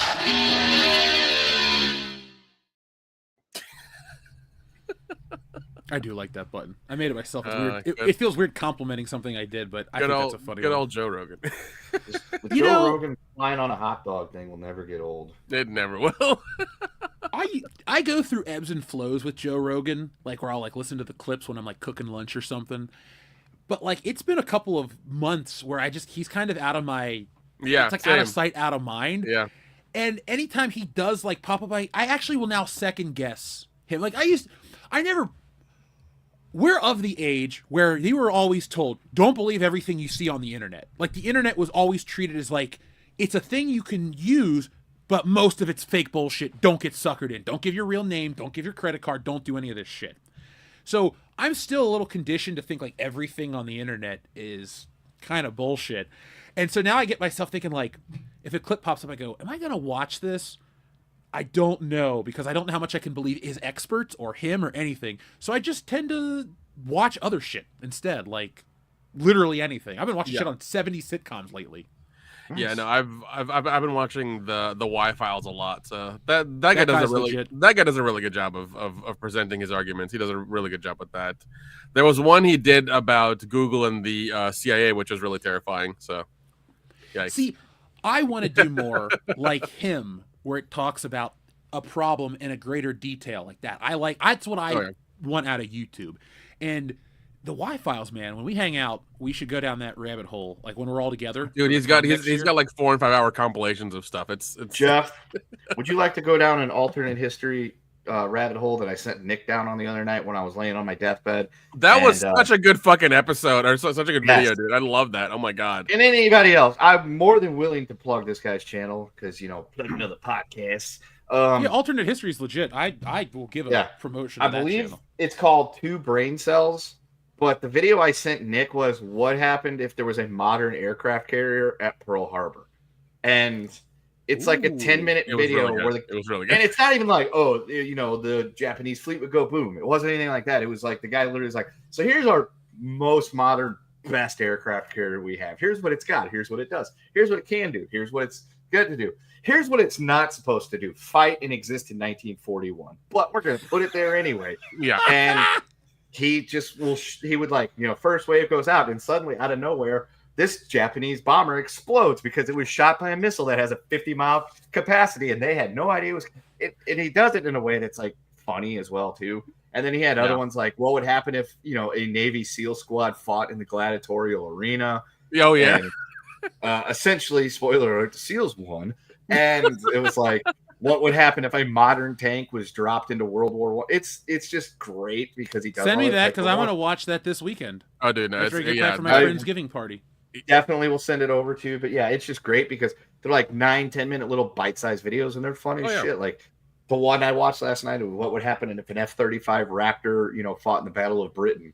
And it's like, you have a plane that's built specifically for modern times, fighting in 1940, and like half the first wave of German, bombers didn't even make it because they were shot down by missiles that have 60-mile ranges that never saw them coming. It's great. Yeah. I will definitely I want to go down that rabbit hole. I love alternate history. I like a lot of those videos that do the infographics of stuff too. Oh yeah. That's what this does, because it's basically like an animated thing that he'll show you of like what happens with all these with these specific jets and how they would operate and what would happen and things like that. So it does a very good job of giving you the details of those things. Yeah, it's informative and entertaining. Yep. Especially when it's military aircraft and technology that belongs to the United States going and doing these things. It's like, yes, fuck, I know we won World War II, but watching us kick the shit out of them even earlier is even better. Hey guys, I have a confirmation from our friend Mike about how long it takes to drive through Rhode Island. We have been on the air for longer than we could have driven through Rhode Island multiple times on the show. What, 3 times now? Nice. Close to it. Yeah. And also, too, somebody in the chat said about Jeff strikes me as somebody who can make good food. Yes, I can. I got a text from my friend the other day. I went to her Halloween party. She's like, that pork you made was so good. She's having a Christmas party, and I think she was trying to like get me to make it again. So, yeah. I'll never make food-related content because you can't eat it along with me. So, like, what's the point? It's like, hey, man, I'm going to make this delicious sandwich. Also, we tried that with a pork once, and nobody cared. It was weird, yes. Yeah. I'm gonna release that every year on Thanksgiving. It's almost time, Nick. You should. Just re-upload it and see what happens. Like, I doubt anybody would fucking care, but you know what? I'm gonna upload it, and I'm gonna have a Stealing Solo commercial in it. There you go. Yeah. This video is brought to you by Stealing Solo 2. Yeah, because the porgs were the most like they tried selling that like the Ewoks, and nobody fucking gave a shit. Nobody gave a shit about the porgs. We're past like. We are past them, but like no. But all I was gonna say is, unless it's from Japan or that like chibi weeaboo shit, people don't want cutesy characters anymore. If it's from Japan, they'll take it. They're like, I don't care if you're a sentient tear, a fucking walking turd, a kernel of corn. Like, I will buy you if you're from Japan. But in America, if they make some cutesy ass character, everybody's fucking ready to like cut its head off. And I don't want cutesy characters because I don't think kids want them either in movies. Like, if it's Lilo and Stitch, fine, that's a kids movie. But like, I look at a Star Wars as kind of like an all ages thing where it's, kid's story, but there's a lot of nuance that kids won't understand. So it's meant to get kids to buy the merchandise, but entertain general audiences. Yeah. So Listen. We need to make this this younger generation or any of them now. We need to bring back Happy Tree Friends. Okay. Happy Tree Friends needs to come back in a big way. I love that shit, dude. I would watch that. I think it was probably around the end of high school, beginning of college, when Lunchbox introduced me to Happy Tree Friends. And that stuff was great because I remember one time sitting around the dorm and a couple of the guys that were, one of them was my roommate, one of his friends, was very wholesome individuals. And I was like, guys, let's watch some cartoons while I was rip-roaring hammered. And I put in my Happy Tree Friends DVD. And I'm pretty sure I psychologically broke 2 people that night. Here's the thing. Kids nowadays wouldn't be able to fucking handle it. I can guarantee that. They would freak out. It was the equivalent of sitting there drunk on the couch in the year like 2002 or 3 Michigan with Rod and Todd Flanders watching Happy Tree Friends, because that's what happened. I'm laughing my ass off and they're both sitting there like wide-eyed, like freaked out that these cutesy little animals were having the worst possible stuff happening to them.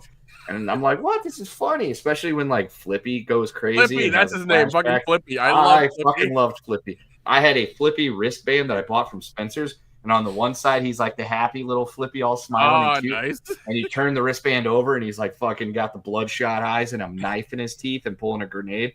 That was awesome. I wish I knew where that was at. I fucking love Flippy. I still remember the damn theme song. Yep. I might have to try to acquire all the Happy Tree Friends cartoons.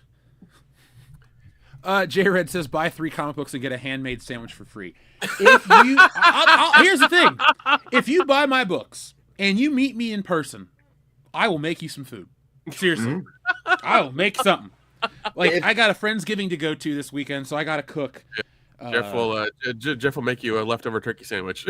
Yeah, dude. That turkey is gone that I made because that shit is awesome. I brined it in beer for 2 days with this. Holy seasoning. shit! And then it was a turkey breast because I didn't want to take all this time with all the other parts because we only eat white meat in this house. And so I decided I got to season it up. I got to do this, and then I just shoved a whole stick of butter in the opening and called it a day. And it cooked for 2 hours, and it was nice. You ever like bake some? I've had this happen a couple times where I'm like, I can't believe I made this. Like I ate some soup recently. I was like, that's good soup. And I made I made chicken parm not that long ago, and I was like, damn, I did a good job too. Yeah. So, yeah, you buy all my books. If it wasn't a problem to ship you food, if you bought the Jeff Hicks edition, I would make you like a snack tray. We'd wrap all your shit in plastic, and there we go. Yeah, folks, there you go. That's the WCBS deal right there. If you buy the books and you run into one of us in public, we'll sign it for you and buy you like a soda or a beer or something like that. Please don't approach me when I'm out with my kid. I get very defensive when strangers walk up to me when my child is there because I don't trust people. And there's a good chance you come running up to me and like, oh my God, it's you. And I see you like reaching out and I'm thinking I'll be like, boom. And I will ask questions after that. Just be like, Kendo, and hold up the comic book. And I'll be slightly disarmed, but I'll be like, hey, here's $5. Go get a drink. Oh, jeez. I think it's very important, but I just want to say Arizona Ron from Tucson, I sell my whole at 7. This is such a random ass comment. Listen. Times are rough. Good for you. I don't judge. You know the song Hash Pipe's about that. So get that fucking bag. However you feel that you need to do so. Yeah, feel the bag, DDP style. All right, so we've talked about food long enough. The audience is getting hungry. I could make you a big grilled cheese. I eat grilled ham and cheese. It's a good sandwich. I'm a cheese snob too. I use higher end cheese. Like last food point, if I'm making something with cheese that needs to be grated cheese, I refuse to use the kind in the bag because it doesn't. Oh wow! So you grate your own every time. Even if I'm making something for myself, it's like, oh, I need some cheese. I bent so many cheese graters. Because they're like, I'm too hard on them. It's like, I don't want to like break, scrape my knuckles off, but I'm like, fucking cheese grind. One of the most supreme moves you can make is what I did last night. I was making myself a quesadilla, and aside from the cheese and the tortilla and a little bit of the chili powder and some hot sauce, I threw in some nice freshly fried pieces of bacon. And I'm like, we're gonna make this. It's a bacon cheese sandwich to go with my tomato soup, and it was delicious. Very nice. So bacon, folks, really does make everything better. I have always. I have 10 packs of bacon in my freezer, but some of them are more than 1 pound each. So I have a lot of bacon. Wow. If the apocalypse happened and we still had electricity, I could have bacon for a while. I'd be happy. I mean, there's absolutely no shame in eating a pound of bacon for dinner before or at any point. I've done that more than once in my life. You drank a lot of water though, right? To flush the sodium out? Well, yes, because I'm like, that is a lot of fat and salts that I just took in. I might want to, go easy for the rest of the night and drink some water, but I'm still alive. So it clearly for now. Dude, Nick, that Cajun restaurant we went to in Chattanooga, that food was so salty. I had to drink like a gallon of water at dinner. Yeah. I don't even remember what the fuck I ate at that restaurant. We ate the same thing. We both got jambalaya. We were fucking all right, on those drinks. Because I remember getting there. I remember leaving. I don't remember what the fuck I had. I barely remember leaving. Your Uber guy took you to the wrong place. No. I ordered the Uber to come pick me up at the hotel.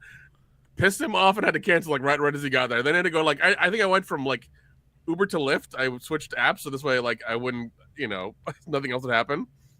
But then like I made it back. Don't know how, but I made it back to my room. So yeah, it was a weird night. Dildo Schwaggins, I do make barbecue ribs. So if you buy beer, I'll bring a slab of ribs and we'll talk about GoldenEye at 30 as we eat barbecue. There we go. And Kendo can bring the bacon sandwiches, and Nick can bring some of the stuff I brought him down from Cincinnati, and we can just have a good time. I'll just make the drinks, man. I'll just make the drinks. All right. Oh yeah, you are the bartender of the group. Yeah, let's do that. Dude, you say that like it's you take a baguette, about yay, slice that thing up, toast it a little bit in the oven, fire some fucking butter on there, and then just throw yourself some nice soggy bacon on that sumbitch. You're golden. Yeah, I'll just get some high end whiskey or bourbon and just make drinks, whatever. Can you infuse the bacon into the bourbon? Actually, I can. You can fat wash the bourbon, and that's the thing you can do. So I have a friend back home that his favorite drink to make is oinkies, as he labels it, and it is bacon infused vodka. That's not bad. It's not good either, but you know what? It's kind of a rite of passage. It's one of those. Have you had some of his oinkies before? No, you about to. Do people still drink picklebacks? Is that a thing? Like pickle flavored vodka? No, it's like where you do a shot of vodka and then a shot of pickle juice. Like no, now they just have pickle flavored vodka. Yeah, they have pickle flavored vodka. Yeah, so all right, that's it. Well, we're about to talk about a man who is very famous for drinking vodka in a certain way, a martini shaken, not stirred. So I love a good anniversary because it's just an excuse to talk about shit you love, especially on the internet, because everybody loves these anniversaries. And today, folks, we're getting into the fun part of the show. We're going to talk about 2 anniversaries. Let me actually pull up the anniversary image of the film we're going to discuss, because 30 years ago today, we could argue that, wait, we did this. Didn't we rank GoldenEye as WCBS's favorite James Bond film? Like, yeah. Didn't we do the math? Yeah, we did. Because we gave Kenda gave us the sheet and Kenda did the spreadsheet thing and found out like it was GoldenEye. Yep. So in 1995, GoldenEye was released, and what people fail to realize is that James Bond was so passé and out of style and not even popular anymore that a band called Ace of Base turned them down because Ace of Base was approached to do the song for GoldenEye. Well, Jeff, they saw the sign, just not the right one. They should have opened up their eyes, pulled their heads out of their asses. We got somebody trolling us calling GoldenEye woke. Yeah, I mean, you always get a few in this chat. It's fine. I would love to actually have that debate because if they're like, "Oh, M's a lady and that's woke," well, they make fun of the talking point in the movie, and then like you have to watch these things together because M goes. That is the only. It's funny. The lady M is the only M to get in trouble and need to be rescued by James Bond multiple times. Like, she is not that great. But I mean, also like Judi Dench, like really does a good job as M. She really does. Oh yeah. Especially with the conversation that they have in GoldenEye. As soon as like James Bond comes back into fashion, she has that conversation with him about being a relic. Like it's fucking great. Mm-hmm. And he goes point taken, and then she goes Bond come back alive, and that's her way of saying like. See, that was the way of the filmmakers saying, like, yeah, but James Bond's still going to be James Bond. Because if all of a sudden Pierce Brosnan's James Bond, didn't do what James Bond did, it would be a problem. But he gets the women. Mm-hmm. Pierce Brosnan's James Bond has killed the most people.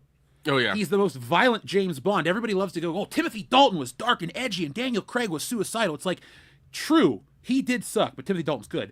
But Pierce Brosnan is the only Bond to shoot people in the face at point blank range. Like, and I know that's not like a positive thing, but everybody likes to say, well, Brosnan's soft and lame like Roger Moore. And it's like, did you watch the movies? Like, he shot at Electric King in the neck. Yeah. and also he put one of the villains through like a fucking grinder. Like, what the hell? Yeah. Yeah. He didn't just he didn't really put him through a grinder. He got that missile and just ran it into the dude. Like Elliot Carver. Yeah, there you go. Elliot Carver. Nastiest Give the people what they want. Yeah. But you know what? At the same time, back to the M point, the very next movie, Tomorrow Never Dies, when the one guy is giving her shit about what is he doing? What does he think he's doing? She stands up for him and looks at him and says, his job. So Admiral Roebuck, yeah. Yeah. So there you go. See, I don't think that because the chat is talking about how Bond is treated like a piece of shit by the women. Not really, because Xenia, that's the thing though. We talk about cultural literacy. Have you watched Thunderball? Because James Bond is treated by Xenia Onatopp the same way that Sean Connery is treated by Fiona Volpe. That's just a James Bond trope. And then Natalia, it's like, do you really want characters that are know-it-alls? Because that's Rey Skywalker. Like, Rey, I bypassed the thing on the Millennium Falcon. Everybody hates that fucking shit. If James Bond all of a sudden is, like, knowing everything, there's no story. That's what people fail to realize is, like, if you're telling a narrative story, your characters have to go through things. Characters in films have to bring things. It's like an ensemble. It's a team. You know, like the A-Team. Each character brings something different to the squad, therefore they're the A-Team. If a movie is literally just, well, this character knows everything, it's Disney Star Wars. You need your characters to be fallible. Like if Han Solo escaped Bespin, The Empire Strikes Back wouldn't have the same weight it had. If Luke Skywalker beat Darth Vader in his first appearance, again, his journey to becoming a Jedi would be irrelevant. We saw that shit in 2019 with the Rise of Skywalker. Those movies all suck. But with 007, like, he never comes off as anything but James Bond. Because James Bond has always had a sidekick or a partner or somebody that knew shit. Yeah, like, he's always had Felix Leiter, whose also been like his CIA counterpart, his American counterpart. You know, so there's that. And also, too, it's like you got so many of these armchair people that talk about James Bond in a way that's like, I don't think you guys have seen all the movies. And that's fine. You don't have to watch all 25 of them. I've only watched No Time to Die once. But that's what I'm talking about with cultural literacy. Like, people try to read so much into it. And GoldenEye is above that because it shows you how to bring a character into the quote-unquote modern age. Because everybody is always trying to make James Bond this, like, feminist-friendly character. And he's not. The only thing he really doesn't do in this one is smoke like he used to. Like, I don't like. Here's the thing: I'm not into domestic abuse, but like James Bond will grab somebody by the wrist, he'll throw them around, he'll put a gun in their face. If all of a sudden James Bond like apologized, like these characters on The Rookie, oh, I'm sorry I touched you, or I'm sorry I did this shit, then I would agree that James Bond lost his edge. But that's why I think it's smarter that James Bond goes away forever. Or if one of those girls pulls her arms away from him and says, I know how to run. Oh God, yeah, that was in The Force Awakens, wasn't it? Do you, bitch? Do you? Yeah, well, yeah. Another woman that treats James Bond that way is was it Pussy Galore from Goldfinger? Oh yeah, she was a lesbian at first. Yeah. He kissed the gay away. Yeah. This is the gay away. You sure? I want that in the next James Bond song. He kisses the gay away. Yeah. With his thunderballs. Yeah. He always runs while others walk. Yeah. No, but oh my God. GoldenEye reintroduced James Bond into the modern age, and it was a big hit. It was, and that's the funny thing about Pierce Brosnan too. People love to paint him as, well, I didn't like Die Another Day. It was a flop. Most successful Bond movie up until that point. He was the first guy. All of his movies just kept going up in Blockbuster and at the box office. Brosnan's Bond really was something special and something different in the time where we didn't have superhero fatigue. You didn't have superhero franchises. You didn't have the movies the way they are. James Bond was the franchise. Yeah. Like Star Trek had come and gone. It came back a little bit. But like 007 was always that. And he brought it to the modern age. Well, yeah, and I feel like we were also in like almost the golden age of James Bond. We had a lot of the alcohol, the stuff, the toys. We even had the Jaguar commercial that emulated James Bond. Like, the English villains. Like we had that. Yeah, that was like great. really, really good commercial. So. And then they made a really, really bad commercial a few years later, and their company's struggling. Yeah. It's not about cars anymore, right? It's about the agenda. Yeah, it's about the message. But yeah, but like, we had the watches, we had the alcohol, we had the celebration of the whole thing. It was, it was great. And, we lost that. Yeah, we lost that. And it's just, yeah, no, I've like, be on this channel this long. I've watched all of them. I think we've watched all of them multiple times. So we know which ones we like, which ones are good, which ones suck. Like, especially Jeff being the expert on James Bond knows them better than anybody, I think. Yep. Oh, let me get my Omega Seamaster watch. The same James. There we go, Nick. I love this. When I first bought this, I looked at my wrist and like hummed the GoldenEye pause music. I was like, oh my god, yes. Very nice. Yeah, it was a very good day. Hey, graduating from college was a lot of fun. It meant it was finally over. But no, GoldenEye is a movie that has lasted. Its legacy lives on. It's Brosnan's best. It's better than, I'd say, most James Bond movies, if not close to most of them, because a lot of them are kind of dumb. This one still is fun and cool. And I see a lot of people rip on the music, but I like it. Eric Serra is very European. You know, he's coming off of La Femme Nikita. He's working with Luc Besson, and he brings that cold, like, GoldenEye is the only Bond movie where the soundtrack has like a temperature to it, because it is like a cold sounding movie. It's the first time Bond goes to Russia I think it's the first time he goes to Russia, period. But because it's, you know, the Cold War's over. It's the first Bond of the modern era, and they do this like really cool like sound effect to make you wait. Isn't Robert Shaw in one where he goes to Russia? No, the movie's called From Russia with Love, but James Bond goes but no, he goes to Turkey to meet Tatiana Romanova, and then they jump on the Orient Express to get out of the country, but they end up in Italy at the end of the movie. Yeah, on an express. Okay, yeah. So that's what I'm thinking. Yeah, because he encounters a Russian spy. That's what it is. Yeah. Yeah. I noticed something too when I was getting ready for the show notes today. Every Sean Connery James Bond movie ends the exact same way except one, and that's Goldfinger. Every Bond movie with him ends with him and a woman in a boat making out. Like every one. Dr. No, he's with Ursula Andress. From Russia with Love, he's on the gondola. Yeah. Thunderball, he's in the raft. From For Your Eyes Only, You Only Live Twice, he's in the raft. And then finally, Diamonds Are Forever, he's on that cruise ship. Like, I'm like, oh, Jesus, there's just a gimmick here. Well, he's on a boat, motherfucker. Don't you ever forget. I know. He's going fast, and he's got a nautical-themed Pashmina Afghan as well. I don't remember seeing that, but it could have been there. Yeah, Michael knows that sound effect. Like, I don't even know how to describe that. It's like the GoldenEye sound. Yeah, no, it is. Yeah, and it's in the beginning of GoldenEye when he's running across that bridge and jumps off, which is, they show that in the trailer, and you're immediately just like, I'm on board for this. Like, I remember watching the trailer as a kid, and I was like, it was already years of watching the Thanksgiving stuff every year for that long, and then being like, oh, there's a new one out, I need to go watch it. I think my parents took me, and it was great. It was wonderful. And my mom's like, oh yeah, it's this guy from from this old show from I forget what show he did. Remington Steele, yeah. And so like that's how I kind of knew him from that. But funny thing is, he was supposed to be James Bond in the 80s. There's screen tests and all that, but then they pulled it back at the last second because Remington Steele was like, we're going to do more episodes. So he couldn't get out of his contract. And, well, he couldn't be James Bond for, 9 more years? But that's fine. It turned out great. You got The Living Daylights, which is awesome. And then you get License to Kill, which is overrated as shit. And I just don't like that movie. It's totally guilty pleasure movie for me. I appreciate that it was a product of its time, and I understand it's not really as good as a lot of the other Bond movies.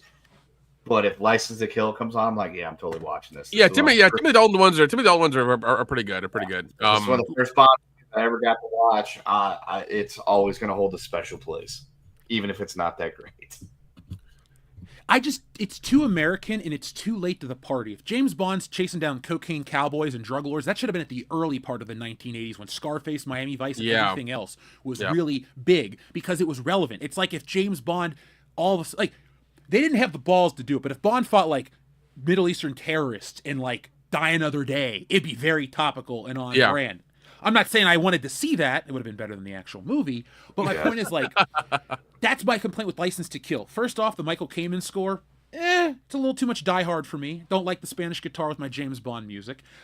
Don't really find any of the set pieces to be that engaging or cool.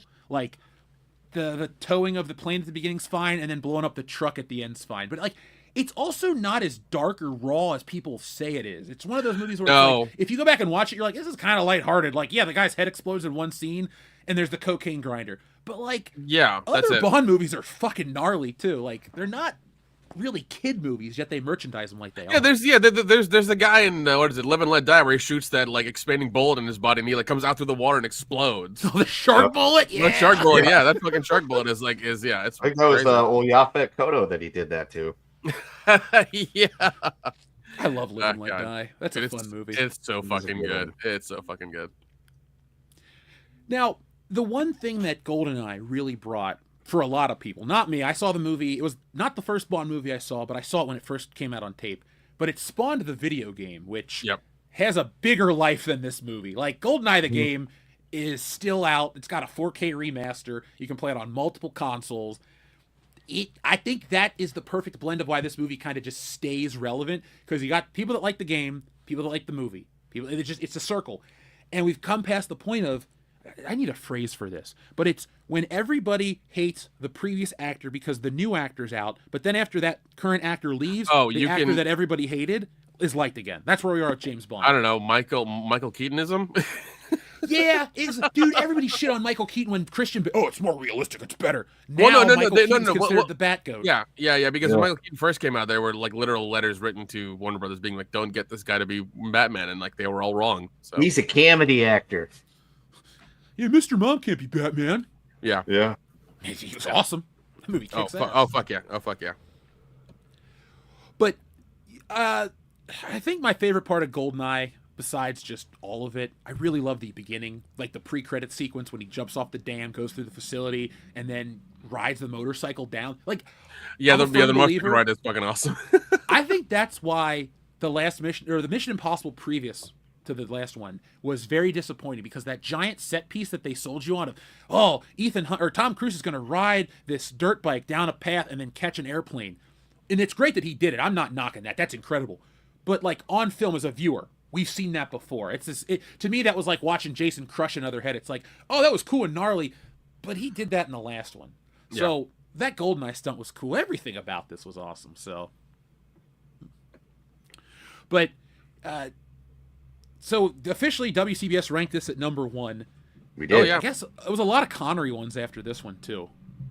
Yeah, because Connery was the first, and he was awesome. He's like, he was, especially like the ones in the '60s, man. They just, I don't know, there's something about them. They just hit really well. Like just the color correction, the set pieces and everything, especially the way Adam. Yeah, it's just done really well, and like the music's wonderful. Like all of it, it's great. See if I can find it. I think it might be on this one, or it might not be. Why is it? Oh. The USB got bended. That's why it's short. Right. It got bent. Well, while you're looking at your bent USB stick, our friend Movie Metalhead says my favorite scene in GoldenEye was when Bond and Trevelyan had the fight. It was visceral. Yeah, it was awesome. Yeah. Also, I love with that character, you get a little bit of backstory into James' life. Like that's all you needed, though. Yeah, and like it's all done in dialogue. There's no like flashbacks. It's just all done in dialogue. It's rare. It's like it's great. It's just that. That's all we need. We don't need more than that. And also, like, when the girl's screaming at him in the helicopter, the bash head against the eject button. I love the part. It's like, ugh.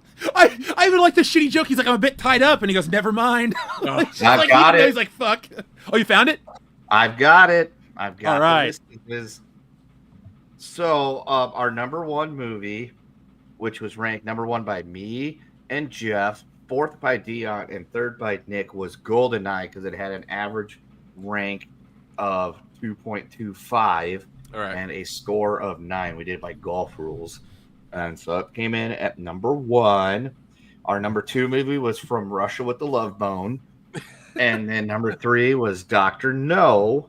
Mm-hmm. Right. Number 4 was Live and Let Die. Dun-dun-dun, dun-dun-dun. Number 5 is Gold Member. Finger. Number 6 is Thunderballs. Yeah. Which it's funny because 3 of the people on this channel ranked it as their 8th favorite Bond movie. 1 person ranked it as 2nd. So. Yeah, Dion loves Thunderball. He does. 7 was On Her Majesty's Secret Cervix. That's a great one. Had to be top 10. Had to be top 10, man. Yeah, it was ranked 3rd by 2 people, 6th by 1, and 15th by a 4th member of the channel. Dion ranked at 15. What the fuck? Dion. The Living Daylights came in at A. It was ranked 4th by me, 5th by Jeff, and 11th by Dion and Nick. Yeah, and Living Daylights isn't there. It's okay. 9 it closes out my top 5. I love it. Yeah. And Tomorrow Never Dies came in at 9, which it was ranked 9th by Jeff and Nick, 6th by Dion, and 11th by me. And rounding out the top 10 is The World Is Not a Muff. It was scored 5th best by Nick, 9th best by me, 10th by Dion, and 11th by Jeff. Ooh, I was harsh on a Pierce Brosnan one. Yeah, dude. License to Kill actually came in 12th. Oh. It was. See, I think that's a fair place for it. I think it's the 12th best one. Yeah, World Is Not Enough It was was given a 17th place ranking by Jeff, a 16th place ranking by me, somebody that is a self-professed lover of movie, a 12th place ranking by Nick, and a 7th place ranking by Dion. Oh yeah, I know. Look, Dion likes that one. I think it's a 12th place movie. It's kind of just mid. Yeah. Like the Cocaine Grinder's fine. That's cool, but those couple scenes like with Milton Kress getting his head blown up or Wayne Newton being a scummy televangelist, like that's fine. But I don't like when Bond isn't globetrotting as much. He's just in fucking Mexico. He's in Florida. It's a revenge mission. It's just because okay. that's what those movies are supposed to be. He's globetrotting. He's supposed to be like all over the fucking place. But him being in a couple places, like no, thank you. He goes to the Everglades for Felix's wedding, and then, I mean, I get for the context of the story, that's fine. But I'm pretty sure when they were making that, they were going to go to China, but for some reason they couldn't. I think the last Emperor of China had just filmed there, and they're like, well, we're not going to go there because another movie just did it, and they didn't want to double dip. Yeah. But I think that would have been a lot cooler to see. I like Timothy Dalton's Bond. It's like, to me, I won't say he's a missed opportunity because we got 2 movies with him. I like George Lazenby. He was awesome because that movie was awesome. Oh, fuck yeah, dude. Lazenby was awesome. And like the documentary that's about that whole thing is great. He was our 3rd favorite Bond. Yep. Really? So we got Brosnan, Connery, him? Brosnan and Connery are literally tied at 1st place because nice. Brosnan was picked first by 2 people. Connery was picked first by 2 people, and those people that voted for each one of them, respectively as first, voted for the other one second, and then Lazenby scored a 3rd place vote across the board from everybody. Dalton scored a 4th place vote across the board from everybody. Roger Moore scored a 5th place vote from 3 people and a 7th place vote from 1 person. No, not me. And was it? Probably me. No, it didn't. Oh, Dion. Because it was Dion. 6th came in at Daniel Craig. I prefer he got David Craig's James ranked Bond. 6th by everybody except 1 person made him 5th. Dion. And then Dion. It was Dion. And then David Niven was even included on this list for shits and the giggles, and he was given is 7th place by everybody except 1 person ranked him 6th. You want to say it, Nick? It was Dion. It was Dion. Dion ranked David Niven as a Bond over Roger Moore. But we also, and here's where it gets dicey, this ended with Spectator. And if I remember correctly, that was not the last Bond movie that's come out. No Time to Die, I would put at the bottom because it killed James Bond. And listen, all of Daniel Craig, including the actor Daniel Craig, was all at the bottom. I'm sorry. Yeah, fuck that guy. Fucking the worst. He wouldn't stop bitching about it. Like, fuck him and fuck the movies he did, man. Really. He's terrible. The movies that he did, Casino Royale was ranked 14th. Okay.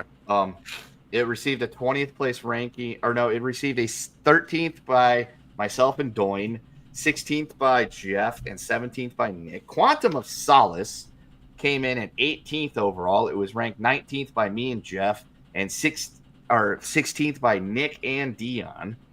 Skyfall came in at 11th. Jeff and I both put it at 10. Dion put it at 8. Nick put it at 15. And then Spectator came in at 13th. It was ranked 12th by myself and Jeff, and 14th by Dion and Nick.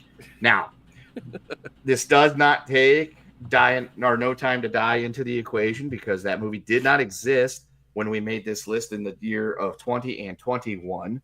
And somebody, I believe it was Clone Geek, I could be wrong, suggested, why don't we rank the Bond themes? And spoiler alert, but totally not, because we talked about this years ago. We didn't do it. We were fully planning on doing that, of ranking our Bond themes, because I actually had the YouTube playlist on my phone where I was sitting there listening to them repeatedly for a while, because it was something we had planned on doing, and for whatever reason, it just didn't get did. So maybe we should do that. Yeah, we should, because Sam Smith is last. Yeah, he's the worst. Billie Eilish is right above that one. Yeah. Then Octopussy. I fucking hate the song. No, All Time High. It's like elevator music. Yeah. Love. No, well, in opposition, Duran Duran is definitely up there for sure. Duran Duran is up there, and I know the Skyfall song is up there because we all have expressed enjoying Adele's Skyfall. It's a good song. She did really good. She did really good. Very good song. I unironically have that on my playlist because I'm like, I'm not an Adele fan by any means, but that's a really good fucking song. Yeah. That is the last good Bond song to me. At the 50th, yes. 50th anniversary. Mike Warren suggests Live and Let Die. That's going to be towards the top. I can already spoiler alert that one for you that you're going to get Live and Let Die. Yeah. It's easily going to fall into the top 5. At least, top 5. It will because of the three of you. Yeah, definitely. Because, it'll definitely be put top 10 for sure. Top 10 for sure. Yeah, because that's actually a really good fucking song, too. Like, I can tell you that it'll be above a lot of songs, but like I wouldn't put it above The Living Daylights. I think that song's awesome, and it has a great. The Living Daylights is great. Now we're just doing the song. We're not doing the score, right? Because if we're doing the score. No, only the song. Okay, just the main theme song that after you get the gun barrel and the opening and all that stuff. Yeah, and it cuts to whatever, and then you get the song, and I think Dr. No's gonna win.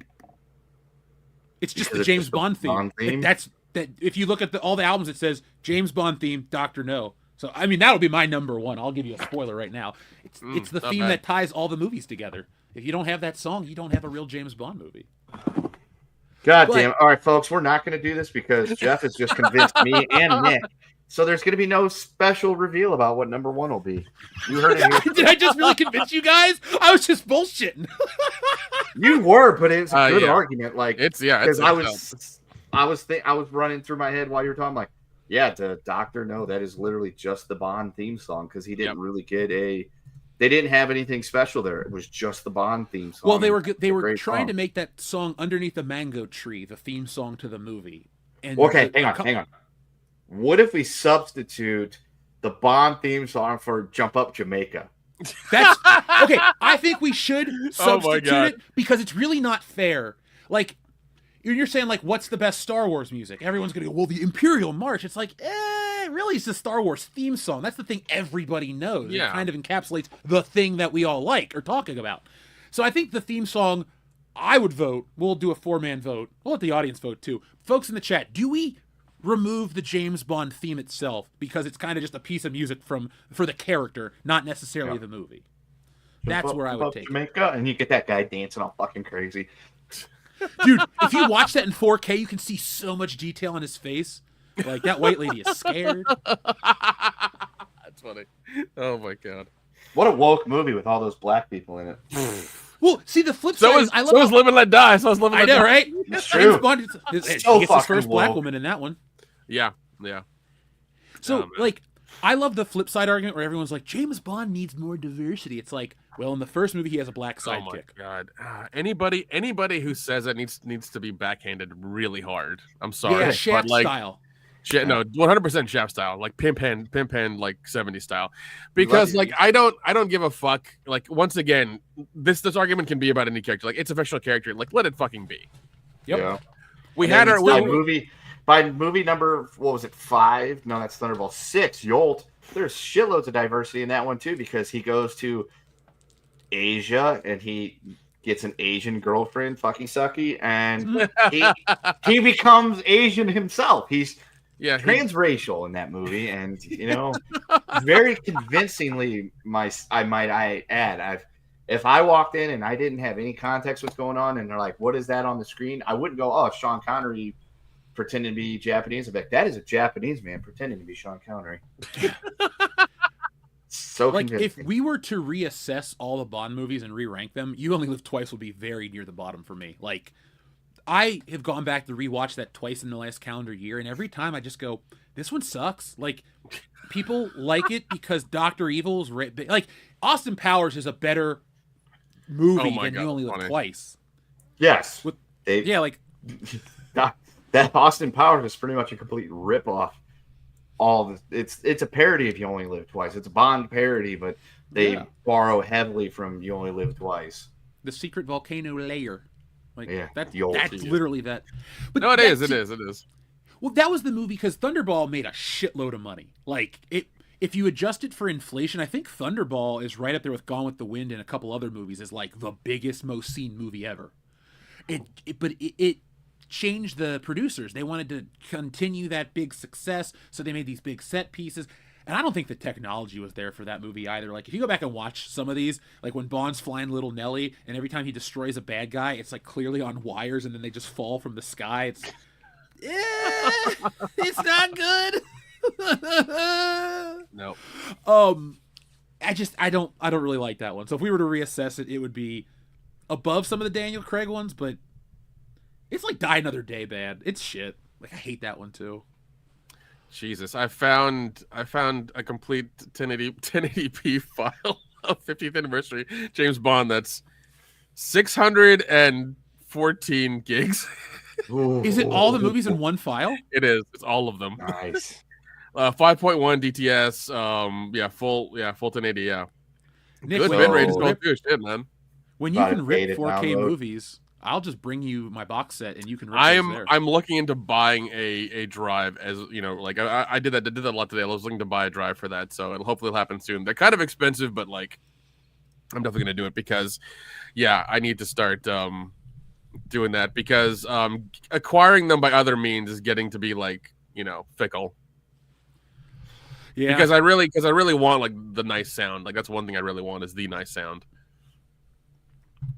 Well, they sound great nowadays, especially. Yeah, and the only way to make sure you have like the good sound file is like to rip them off of the discs. Well, that to me that's so much more immersive when it sounds great. Yeah. Like I saw the dumbest thing. Nick, you're a horror guy too. Tell me how you feel about this. They're doing this Texas Chainsaw Massacre release where it's like 8 shitty versions of it. It's like, here's the French VHS copy, and here's the 16mm film, but you can still see it's not cropped properly. It's like people are like, oh, it's for nostalgic purposes. I swear to God, if this becomes a fucking thing, I'm gonna lose my shit. Why are we all of a sudden putting videotape quality transfers on a 4K disc? Because some dickhead was like, my childhood? It wasn't my childhood. My opinion's just as valid as yours. I hate that shit. Dude, it's gotta look great. Don't lower it. No. I agree. I mean, like, you bought the when we were at this horror convention like a month ago, you bought the 4K version of Texas Chainsaw Massacre to have it in your collection, which is fine. Yep. But also, it's been digitally remastered, it's been recolored, the sound's redone, like it's all that stuff. This whole thing of like, I mean, I understand, buying VHS and things like that, nostalgia, that's fine. But like people, especially younger kids who don't fucking know any better, that's all we had. That's all we had. That's all we could rent. That's all we could watch. That's it. We were limited by that. Once DVD and Blu-ray and 4K and streaming came out, we fucking left VHS in the goddamn dust. I got a DVD player in the 5th grade. Yeah. Yeah, like you're right, Ken. You didn't have to rewind that shit. I nostalgia's fine, and like I'm nostalgic for shit all the time, but I also like the forward progress of technology to a degree. Home video technology. Let's put an asterisk there. Shout out to Breadman Productions for joining us. Never apologize for being late, man. You're never late. It's a party. It doesn't matter what time you show up for it. You're here. Let's have a good time. We're finishing up our 30th anniversary talk of James Bond, GoldenEye. What is it? Oh yeah, one of the best James Bonds. Dude, that trailer. You talk about like certain things that are burned into your memory. I remember as a kid, like little when GoldenEye hadn't even come out yet, so I'd have been 6 years old. I distinctly remember being at my grandma's house, seeing him walk across the screen and do the one where he shoots the letters and it becomes 007. I was like, what is this? This is so cool. Like, you bought me that trailer. Oh, yeah. you have the film, 35mm film version of that trailer. Yeah, dude, I love that trailer. To me, that trailer is like the best teaser of all time because it's got that amazing music. And that's the thing I like too. Like, it's very self-aware. It's a new age with new enemies and new obstacles. But no matter how the world changes, there's always one man you can call on or something. That's a paraphrase. And the poster too. No limits, no substitutions. Like, I fucking love that. I think GoldenEye is like the cool Bond, and it's one of the most important ones up there, along with Goldfinger. Where if this movie didn't hit the way it did, James Bond was already out of style. Like, that 6-year gap with no movies, that could have killed it. But it came back strong, and it blew up, and it was bigger than ever. Oh yeah, 100%. You had and like, you had Brosnan, with the massive sex appeal and just like, everybody, and it hit at the right time. You had the good story, you had all of it. He was jet setting everywhere. You had the technology stuff. You had Trevelyan 006 in it. Like, we got this new character that we have never seen before. Like, you put a lot. Like, it was written very well. You had a lot of things in there that you needed to do to really jump off the new James Bond era. Yep, and it worked because I remember renting it as a kid. First time I watched a Bond movie, my dad wanted to watch it because he was a fan of Bond movies. And then TBS started playing that shit all the time on TV. Yeah. And it was one of those things. Every time I'd go to my grandparents for the weekend, we would go to the store. They had the video store in it, and I would rent whatever James Bond movie they had. And yeah, dude, it was great. It was the halcyon days, boys. Dude, no, I like, how good we had it. That's true. Dude, I remember like the 2 or like, even I think it's like a week-long marathon. It was like a 2 or 3 day marathon for Thanksgiving. It was like Thanksgiving and the day after. 2 days solid James Bond TBS, like all fucking day. Like, great shit, man. Great. I shit. pulled out the fucking blank tapes, put it in, and would let it record. Yeah. And then as soon as that one came up, I had the next one. I put it in there, and I had it recording and everything. And while that was going on, I was upstairs in my room watching the Bond movies that were recorded. And then once that tape was done, I was recording the shit out of them on TV. I was loving every minute of it. Yeah, actually, the first time I saw them on TBS, I was like, "What are these?" And my mom would tell me what they are, and then I had to get the tapes from my uncle because he had them recorded as well. And I was watching them throughout the year, and like, it was fucking great. I was getting exposed to all the James Bond stuff. It was awesome. And it was literally like, okay, so which ones do I have? And you're like checking off which ones you have. Yeah. Fuck, I don't have Moonraker. When is Moonraker going to be on so I can watch it? In hindsight, could have lived without seeing that movie, but it is. Yeah. But it was like, hey, I got to make sure that whenever they show Moonraker, I've got the tape ready because I need to be able to get Moonraker because I don't have that one yet. Yeah. And you would be and you'd watch them completely out of order. He'd watch Yolt, and then it would jump to the Living Daylights, and then it would go back to like, For Your Eyes Only and everything. Yeah, they watching them completely out of order. Oh yeah. Because I think TBS didn't care. They're just like, I think they were also doing it for like time and commercials. They're trying to figure out like, they were literally just playing them based on how they could fit them into the block. Yeah. I miss the 007 Days of Christmas on Spike TV. Oh yeah, because they had a commercial that would play the James Bond theme with sleigh bells over the top of it. And so every Christmas I look for that on YouTube, but I never seem to find it. So, folks, if you can find that video, I would love to watch that because I was such a nerd about it. Like when the 007 Days of Christmas would come on, I'd be like, oh, Dr. No's on at 3:00. So I'd put my DVD of Dr. No, but I wouldn't watch it on TV. I'd watch my disc. And I would alternate, like, so if it was on TV and I owned it, I would put it on at the same time and watch it. But then if it was like, because the way the box sets came out is the first, in 99, they released the DVD sets, but I didn't have a DVD player in 1999. So when they re-released them in 2002, that's when I got the first box set. And then the next year they released the second two. And I would watch the ones on TV that I didn't own, even the ones I don't like. It's like, oh man, Diamonds Are Forever is on? Cool. Ooh. I don't have access to this one. Dude. I remember my dad got a DVD player from Best Buy. I'll never forget how much he spent on it either. And me and my brother took it out of the box. He's like, "Be careful, it's real expensive." And like hooking it up was easy. It was like the 3 colored cables and then the 1 power cable. African American. Yes. Yeah, it's true. Yeah. And so he was like, "Be careful, I don't know what you're doing." And like we read the instructions and did it, and we hooked it up, and it was ready to go. And the first movie we watched was Air Force One. I love that movie. Good choice. I have that on 4K. It looks pretty good. Such a good movie. Such a good Nick, movie. should I have kept my videotape quality because it's what I watched as a kid and I like no 4:3 picture on a TV that's small.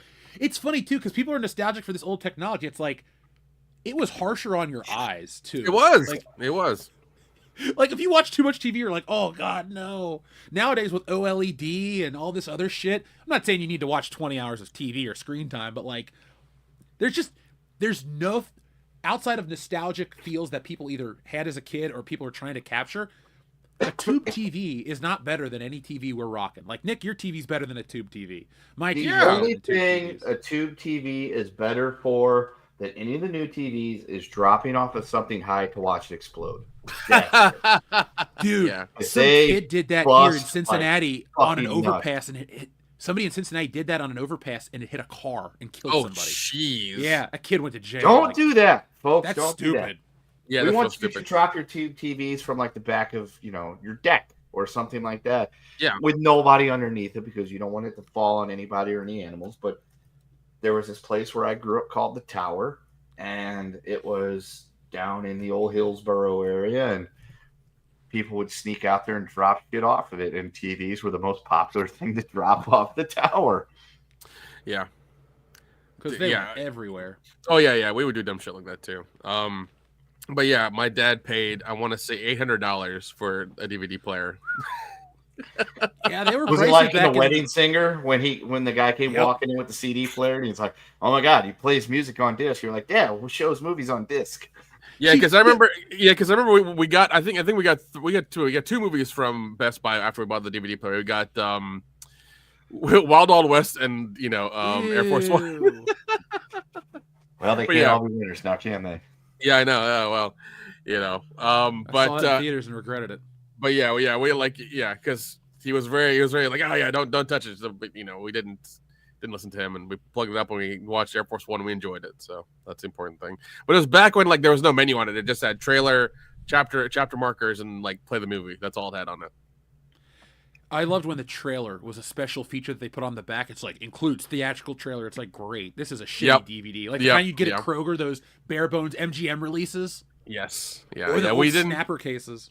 Oh god, yeah. Those, yeah, and like it was those cardboard cases that had the little like it was plastic and cardboard, and like it fucking sucked. It was a terrible case. Case. But then, after I think like 01, 02, we started getting the unrated special edition Crazy Sex Nuts edition DVD, as Kendo would say.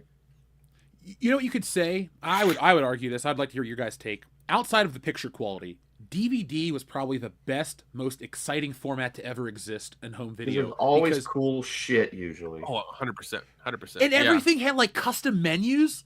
Yeah. And like I was on a fucking Facebook reel the other day. They're like, the Star Wars menus go hard, and I'm like, okay, I forgot what they look like. And then like boom, the logo hits, and then it like pans down, and they rebuilt the whole movies in CGI, and you're like, wow, they put effort into this. Like nowadays, the James Bond 4Ks, it's all the same screen, all the same music. All they do is change the words for each film. Mm-hmm. It's like, it's fine. It's got a nice uniform look, but man, did I love how DVDs were so like, fuck, I bought a DVD box set in a Happy Meal box once. Like that's how cool DVD was.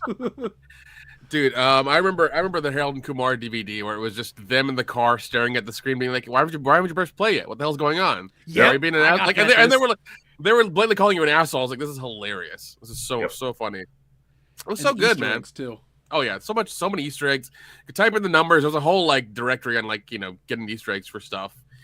I think it was on the Phantom Menace 2 DVD. You could get Yoda dancing or breakdancing or something if you typed in numbers Attack or of the whatever. Clones, yeah. Yeah, Attack of the Clones, what it was. Yeah, it was something like that. It was wild. It was like they did shit like that all the time. It was so much fun. Yep.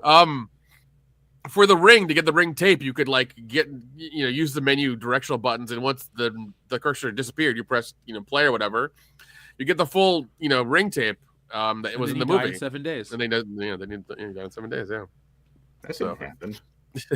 Dude, the guy who was the king of DVD was Kevin Smith. Like his DVDs were all excellent. Like they had There's so a many reason why features. my Clerks 10th anniversary edition little box DVD Yep, has I not got been that. replaced yet. Never bought it on Blu-ray. Never have upgraded. I'm like, I don't have to. Yeah, you Because the picture quality's not going to nothing- get better. picture quality is the same because the way he filmed it and all the stuff that they come out with after this Blu-ray, this and that and the other thing, it never improves on it. Now, if he comes out and says, "Hey guys, this year's the 30th anniversary of Clerks," which I'm pretty sure it is, or did I miss it by a year? 31. 31, and he says, "Look, I was supposed to do this last year, but I almost had a heart attack again because I watched the World Class Bullshitters video," and I'm going to Ollie's release it prices this are year. just so low. This is the amazing Clerks. Instead of Clerks X, it is Clerks XXX. Stoner humor. And it's got all the shit that was in Clerks X plus extra stuff. This will make you feel so sex nuts and retard strong watching it. You have. Hey, that's a fucking what's his Line name? from Clerks 2. That's a line from Clerks 2. So That's Randall. I'm keeping it on brand. That's a very Randall. It's, you have to own this. You got to get it. Then I will buy a new version of Clerks.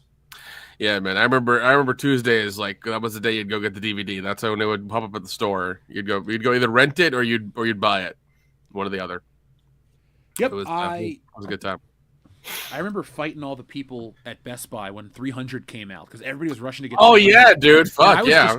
But I just wanted to buy a copy of Hot Fuzz, and I remember like everyone's like, "Where's 300? Where's 300?" And I'm just walking through the store, and there in the back is just one copy of Hot Fuzz waiting on me. I'm like, "Thank you." Yeah, back when Best Buy had physical media, and they were doing that shit. God. Real quick, shout out to our friend I Drink There Before I Am. Dude, if you're still listening, I was looking at some of the WrestleMania photos from when we went to Texas. That was a good trip, and it was cool hanging out with you. If we're ever down that way again, hit me up, give me a call. Hunter, you're right. They lack special features nowadays. I bought Weird Science from Arrow Video, and it looks great. Arrow does really good special features. The only problem is like you're paying a premium for them really hard. Like they get you with those special features, man. That Back to the Future box set we bought, that was a pretty penny. Fucking hell. Did you see how much it's gone up to now? What is it? It's more than doubled in price. It's $228 online. People are selling it for $228. What the fuck? I'm about to get the Tron 4Ks that come in. I think one of them comes in next week.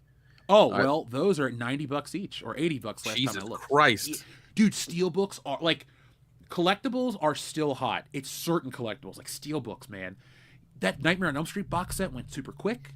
This Bond box set sold out right away. The Back to the Future box set that has the flux capacitor steelbook in it, that sold out instantly. Like Jesus, man. Yeah, man. Yeah, but and like it's one of those things where like those things I'll open and use. That's something I'm not just gonna keep on a shelf or try to resell. Like I'm not for I'll do that for particular things, but not Back to the Future or other stuff like that. So that's why I didn't buy it. I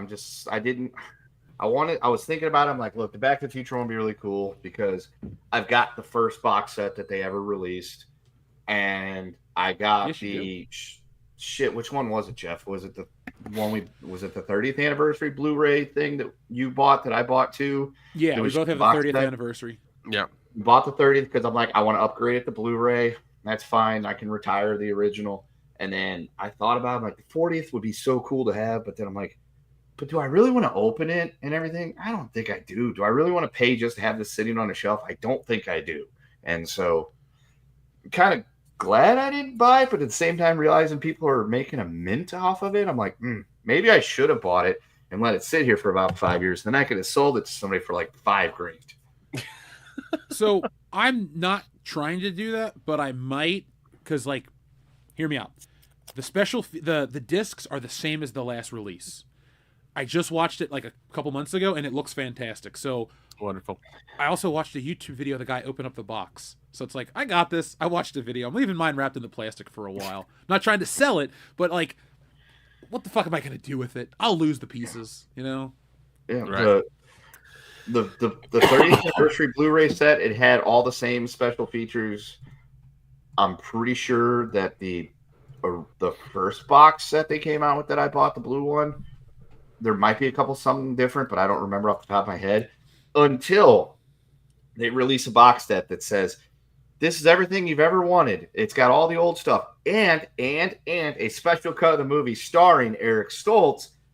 Then I'm laying my money down. That's when I say, you sons of fucking bitches. This is where you've got me hooked. I bought your first DVD release. I bought your 30th anniversary Blu-ray release. Now I'm laying that money down. I don't care. It could be $400 and I'll probably still buy it because that's the only thing, and I've said millions of times, the only thing I want more from Star Wars and to purchase is getting to see the Eric Stoltz cut, because that movie was almost done when they realized this shit ain't working. We have to go get Michael J. Fox. No, really, we do. Somebody just mentioned the Friday the 13th Blu-ray box set. I bought that day off. Did you see that it went down in price though a lot? Oh yeah. I know it did. I'm fully aware of that. But I had to have it because it was the first time we've had all the movies in one place. Yeah, and the picture quality is decent. Like, I know the 4K release looks better and more lifelike and all that, but Yeah, that's about as much money as I want to spend on a Jason movie. Yeah, So- like it was one of those things where it's like I want the entire complete set instead of having to like buy 8 and then 1 and then this one and then this one and having them all like in different boxes. So that's why I was just like, yeah, fuck it. I want them all in one place. So that's why I got the Blu-ray. And I'm like, I'm not gonna go any higher because they're Jason movies, you know. So I'm happy where I am. Hell. Yeah. I'm very happy where I am. I'm like, Blu-ray is good. That's as far as I want to go. I'm not gonna get the 4K, the 8K, the 12K version of this movie. Like, it doesn't need it in my opinion. We watched them on streaming and they don't look good. So, Well, that's streaming. So well, I would just say like, okay, they look good enough is what I meant to say. Like Yeah. Part 5, should you spend money on or Friday the 13th Part 5? No, you should not. no, you shouldn't. Or Part 5 of Halloween or Part 4. Sorry, Danielle Harris, I you're think- great, but yeah, that movie's terrible. Yeah, I think the only the 4Ks I have of Halloween are 1 and 2, and that's it. You didn't might- get 3? I might. No, I think at the time. I think at the time I was getting a big cart of stuff, and 3 wasn't there. It was sold out. That's why I haven't done 3 yet. okay. I literally only watched 2 of the Halloween movies over the spooky season, and it was the first Halloween and Halloween 3. And I started to watch Halloween 2, but I messaged you guys. I was like, man, this movie kind of sucks. I used to think this was really good, but I'm not feeling it. It's slow as shit. 2 is very slow. 2 is very, very slow. You know, it's like I got through the beginning where Ben Tramer gets ran over, and it makes me go, why is Ben Tramer, a high school kid that may very well be hooking up with Laurie Strode at some point, out trick-or-treating? And then it's, why did he get run over by a car? Why is he wearing a mask that looks like Michael Myers? Why am I even thinking about this right now at 3 o'clock in the afternoon? Yes, I know, Loomis, you shot him 6 times. You mentioned that a few times. And then it turned 6 into, times. 6 times. I'm gonna watch something else. I'm gonna watch something else because I'm just not feeling Halloween 2. It kind of sucks. And then I think I turned on Trick or Treat instead and forgot that Thurman Merman was in that movie. Trick or Treat is so fucking good. Yes, He's so funny. good. That's one I would probably get a 4K for as well too. I wouldn't get it like expensive. I'd make sure it was like discounted, but I'd definitely get one for it. Yeah, it would be one of those. Do you want to spend $10 on this movie? Yeah.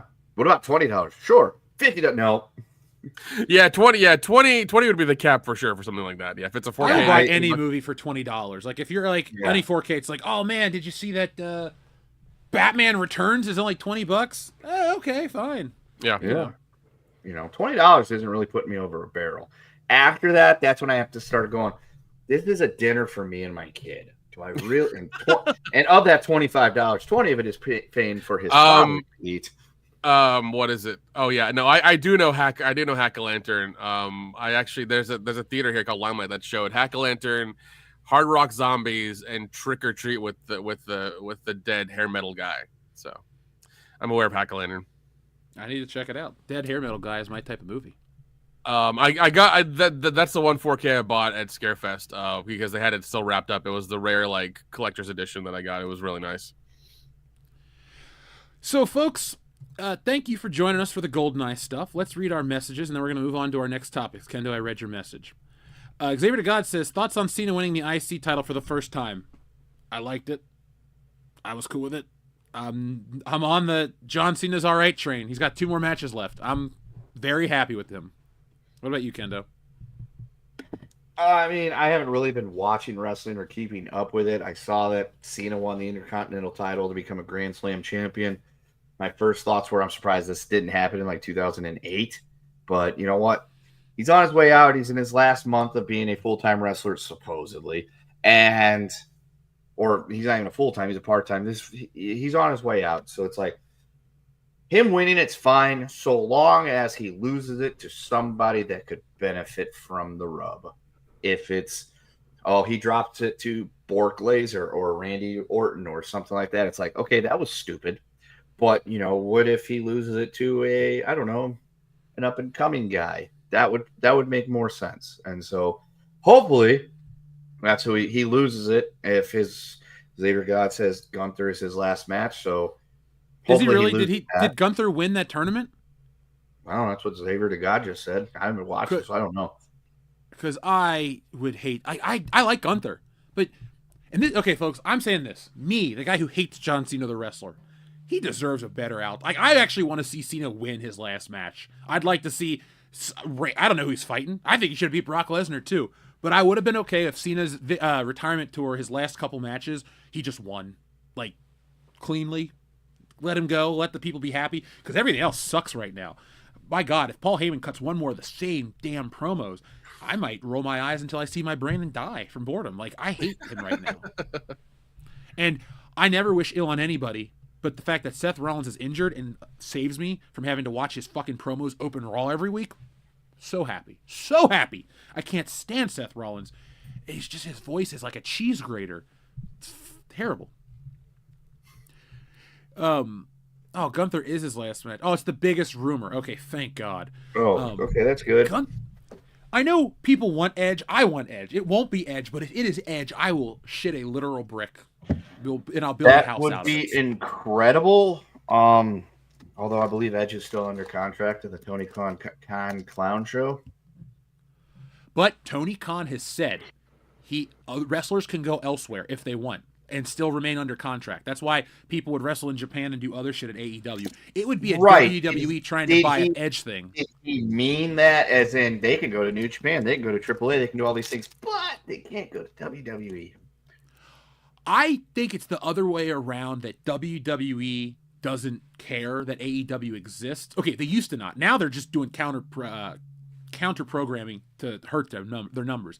But I think the case is the other way around. Like, I bet you Edge has contacted them. I bet you it would be okay with Tony Khan. But I'm going to guess that TKO is like, we don't want to acknowledge our competition on television, so we're just going to not get... Like, that's what I hate about fucking wrestling. Like, Vince McMahon has done a lot of dumb shit, and he brought this mentality to it. It's like, if I had one of the biggest stars of all time going out, and I had an opportunity to get his greatest opponent back, who's in ring shape and can go today, I wouldn't give a fuck what other ego problems I have. It's like, that is a great match. That's going to make me so much money. That's going to sell so many tickets. Hell, if I was the WWE, I would do a thing where I would sell a disc, Cena's last match. If Edge was the guy, I'd have a disc that you could buy for $20 in the store on 4K. Fuck it. We'd release a high-def version. It would be the super high-def version of Cena's match. You'd probably make $5 million off of some bullshit disc of something people could buy on or watch on Peacock for free with their subscription plan. Like, it's so dumb how they're trying to do this shit. Like, WWE's too insular to be great. They're just okay. Actually, they're pretty bad right now. Yeah, they are. Yeah, it's all Triple H's fault. It's all Triple H's fault. Agreed. Dude, he started out with so much goodwill, but he has metaphorically shit the bed like you would not believe. You don't watch it as much as I do, Kendo. It's pretty rough, so. I don't watch it. Hunter says Cena should have also been Kurt Angle's final opponent. Yeah, that Austin Theory, that was garbage. Was it? It was fucking Baron Corbin. Yeah, Boring Corbin. That guy sucked. Mm-hmm. I paid money to watch him win a Money in the Bank. Oh, by the way, Joe Hendry just signed with the WWE. So, yeah. What if he's John Cena's final opponent? Good for him. That would be awesome. Yeah, you're like, Nick's like, who's Joe Hendry? This guy. Say his name and he appears. I believe in Joe Hendry. Clearly, Nick doesn't believe in Joe Hendry. Oh God, I shouldn't have said anything. Well, you said his name and he appeared. We believe in him. Folks in the chat, please tell Nick why he needs to believe in Joe Hendry. Exactly. Dude, last year, talking about WWE dropping the ball, they should have booked him. Like, I know he showed up at WrestleMania and that was cool, but they should have just bought out his contract or did whatever they did last year, because like he was really popular in like on the internet and culture in general. It's a little late to try to bring him back. Like, I'm not saying it won't work, but it's like LA Knight. You get these people that are there, and it's like you pull the trigger, they're at the next level, and they're established, and then you worry about the next guys to pull the trigger on. But they don't. They just make them wait, and they give them these arbitrary losses, and they do all the, we got to promote the #1 merch seller. Don't have them wrestle the guy that they're trying to get over. Just have LA Knight feud with Orton, and let him beat Orton. Have him feud with... It doesn't hurt Seth Rollins, or it wouldn't even hurt John Cena if LA Knight beat him cleanly. They would have just added to his fucking thing. But no, we got to do all of this stupid crap. Or bring back jobbers and have them beat on some jobbers and things like that. Where's the Brooklyn Brawler when you could use him? Probably in Brooklyn. He's also Steve like Lombardi. 70 years old, so that's why Steve Lombardi ain't out there as an enhancement talent anymore. But I'm sure you could find enhancement talents to use. When they were trying to get Brown Strongman to be the greatest thing in the world before he got a TV show, he was going around beating up on enhancement talents. One of them actually got over with the crowd and got a very small, short WWE run. I believe that was at the same pay-per-view Money in the Bank I was at that he technically won the women's Money in the Bank. Oh, James Ellsworth, that was funny but stupid. It was hilarious and stupid. The best thing he did was be in that feud with he got in the middle of the Moxley at the time Dean Ambrose AJ Styles feud. That was the best usage for Ellsworth as a complete tool and stooge.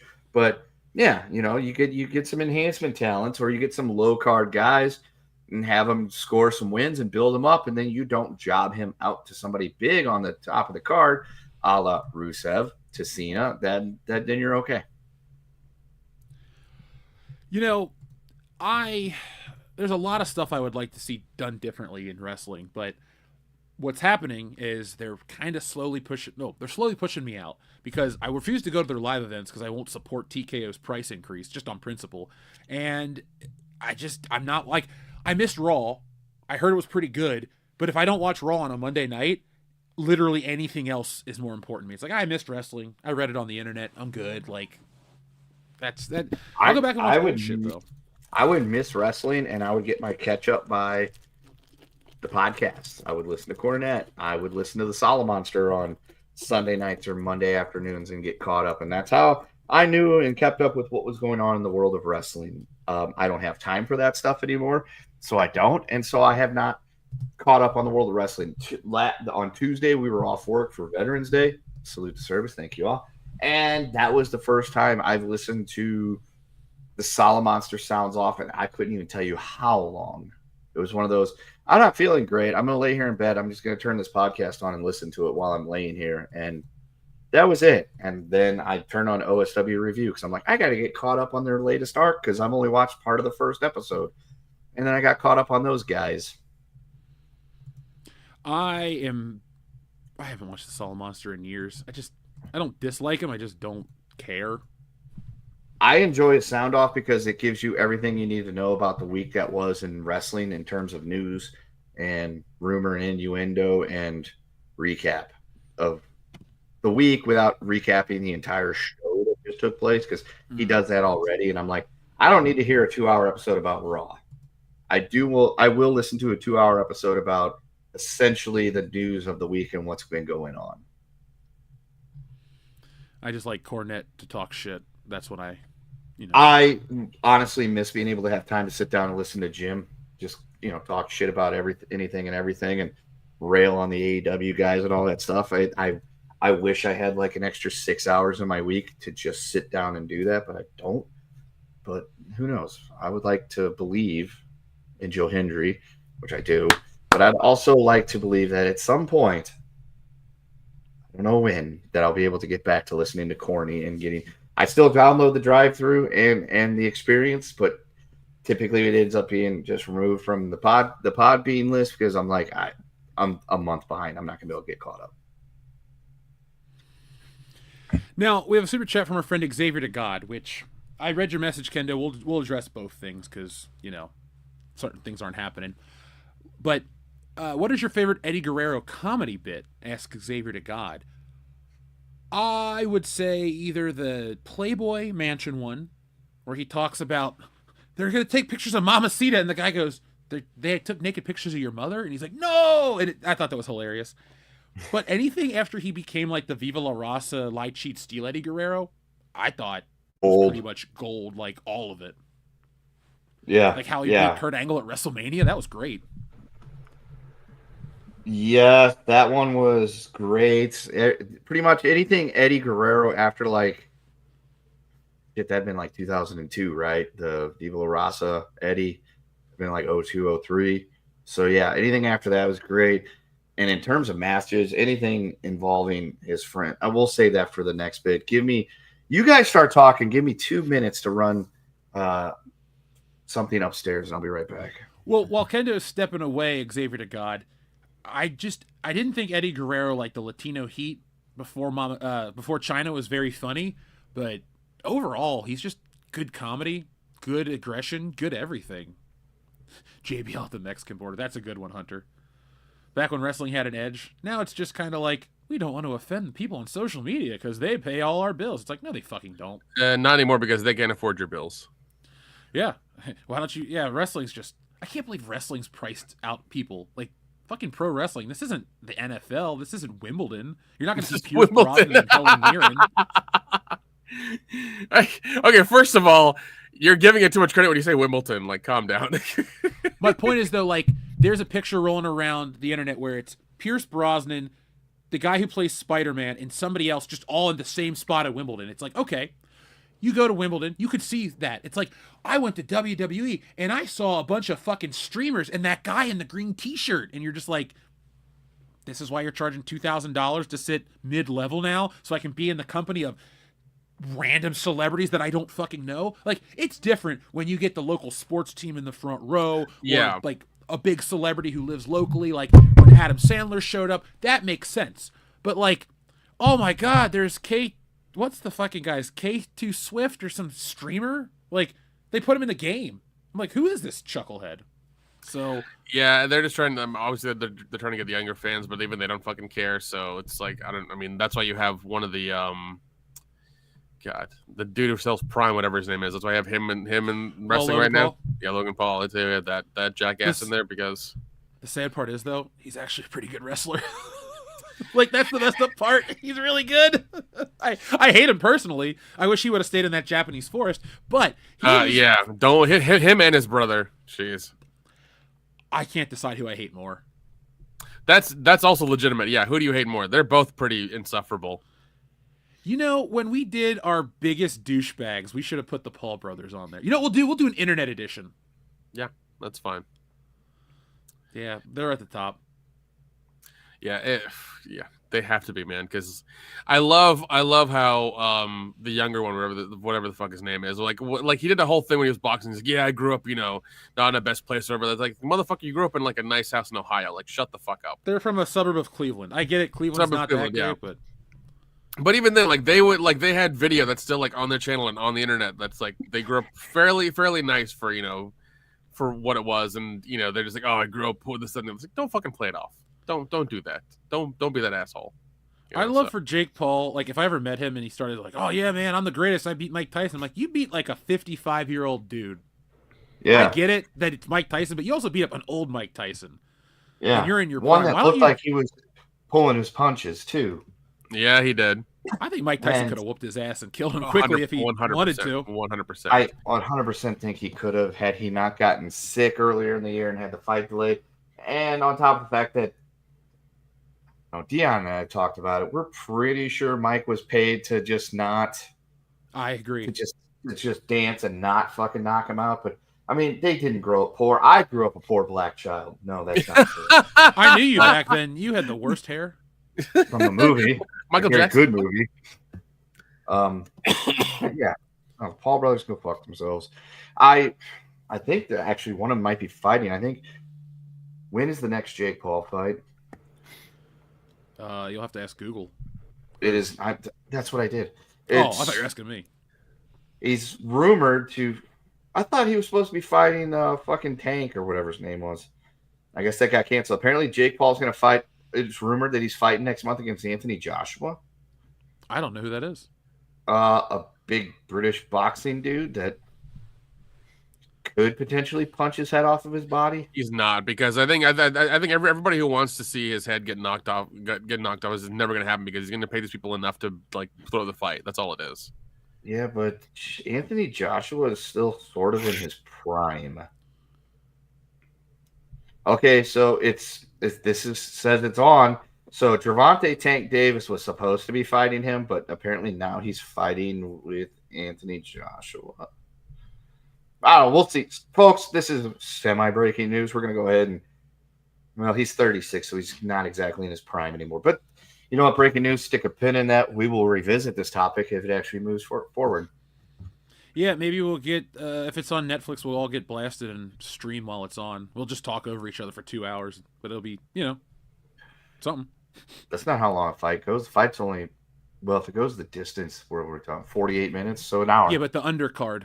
Yeah. The whole thing. Yeah, like the whole event. We'll do an intro, and people will be like, "Why can't we watch it?" Because YouTube doesn't let you stream. Yeah. Copyright. We don't want to get sued. Yeah. No shinning. Yeah. Xavier to God also asks, "What's your favorite Eddie Guerrero feuds?" Just based on the absurdity, the custody of Dominic was with Ray. That was always a great feud. Just because of the absurdity of the whole deal, with the fact that he was claiming to be Dominic's real father, and that they actually put the custody of him on a ladder, and whoever won would be in charge of this young person's life, just based on a rumor that he had actually fathered the child. That was great. Pretty much anything that involved him feuding with any of his friends, like Ray, the Malenkos of the world, anything like that, anything he was doing when he had like really great ring chemistry, that was pretty much top notch. Yeah, he had so many. Like, to me, it's hard to pick a feud, but his matches, man, like, I don't know if I love the JBL feud, but I do like those matches he had. There are a couple of gnarly ones. The bull rope match is fine, but what's the one where Eddie Guerrero just starts gushing blood? Like, that match is gnarly. I can't remember, but yeah, he bladed himself just a little too deep and hit a vein or something like that. Yeah, he's like, it like literally is gushing out. He looked like a fucking butchered hog by the end of the match. That's a good analogy. His match with Rob Van Dam at Judgment Day 02, Xavier to God, was a damn fine match too. I watched that recently. Yeah, I mean, let's start talking about this. So, 20 years ago, Eddie Guerrero passed away. And I was one of those moments as a wrestling fan that I'll always remember, because it would be disingenuous for me to sit and tell you that he was my favorite wrestler in life. I liked him a lot. Got his autograph, always cheered for him when he was a face. Like, I liked Eddie Guerrero a lot. He's in my personal top 10. Love the dude. But I wouldn't call him my absolute favorite. But it was one of those situations where when he died, I was like, walking into school on a Monday morning, and this kid named Kevin's like, Eddie Guerrero died. They announced it on Raw. I was like, it's Monday morning. He's not dead. You're making this up. Because this kid kind of made up shit. So I went to the computer. This was 2005, so I had to go to the computer lab because nobody had smartphones yet. And if you accidentally press that internet button on your phone, you're hitting back real quick. Oh, yeah. It took like 5 minutes to go back. It was terrible. Yeah. Like, I'm getting charged by the second here. Shit. Yeah, they'll charge you by the second. They charge you by the my mom's going to kill me. No. But I remember going to the computer lab and looking it up and just going, whoa, what? And then that night, it was a Raw. It had been taped. So they do this Eddie Guerrero tribute. It was Orton and Rey Mysterio are the final match. And I remember being angry back then. I was like, why did Randy Orton lose? But long story short, Eddie Guerrero, his legacy, it's interesting. It's a situation where I respect the legacy. I love the matches. I love the great stuff. But I feel he is used more in death than any other wrestler. And it's to a point where I hate it. Like, I hate the LWO. The fact that they use the opening to his theme song to get people pumped, that sucks to me. And the reason I really don't respect Rey Mysterio as a champion is because he got the title because Eddie Guerrero died, and they wanted to cash in on that and make a feel-good story. And I think that's absolute dog shit. Fuck that. Like, it took me until recently to think that Rey Mysterio was decent, because I always looked at him as a charity case. Like, oh, they give him a WrestleMania main event because his buddy died in real life. I don't like that. But, it's the Eddie Guerrero legacy that does live on. His matches, his promos, it's wonderful stuff. What do you think, Kendo? How do you feel about Guerrero?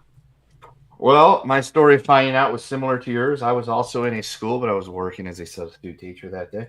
And I walked in, sat down, got my assignments, everything, was waiting for the first class to come in, clicked on the Newswire thing just to kill some time, and saw WWE wrestler Eddie Guerrero dies. I'm like, oh shit, Eddie Guerrero's dead? And I read through it or whatever, and it's like, fuck, okay.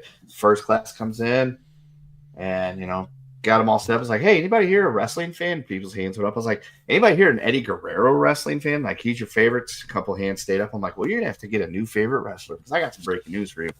Because even back then, I appreciated morbid gallows humor, and that's just kind of how I roll.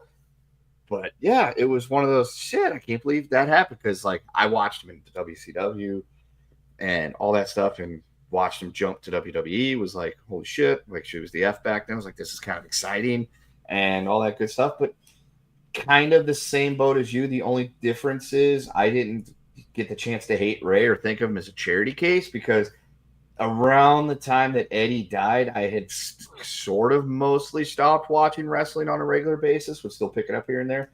But shortly after Eddie Guerrero died, I'm like, no, I'm an adult now with responsibles, and I stopped watching wrestling altogether because I just didn't have time for the shit.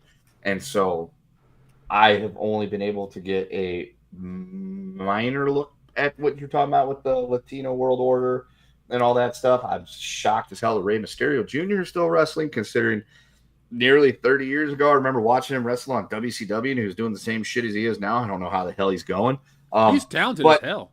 He is extremely talented as hell. But you know what? The biggest legacy for me, the biggest thing about this is that his son, Dominic, not Ray's son, Eddie's son, I believe that really is Eddie's child, is become one of the best things they got going for a while. When I saw Dirty Dom rolling around out there, I'm like, okay, Ray is the consummate good guy. He's trying to be the bad guy, and it's not working until it started to work.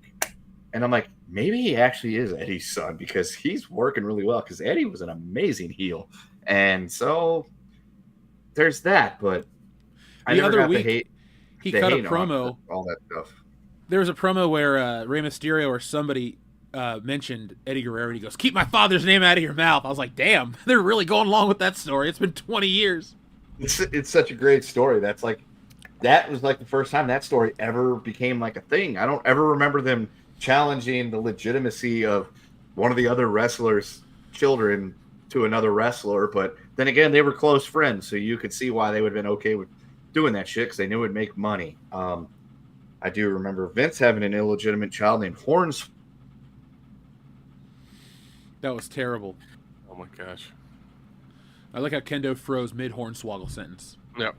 He invoked the creature's name, and it got him. Yeah. It got me. It got me. Oh, you're back. Yeah. No. We're happy to have you back, Kendo.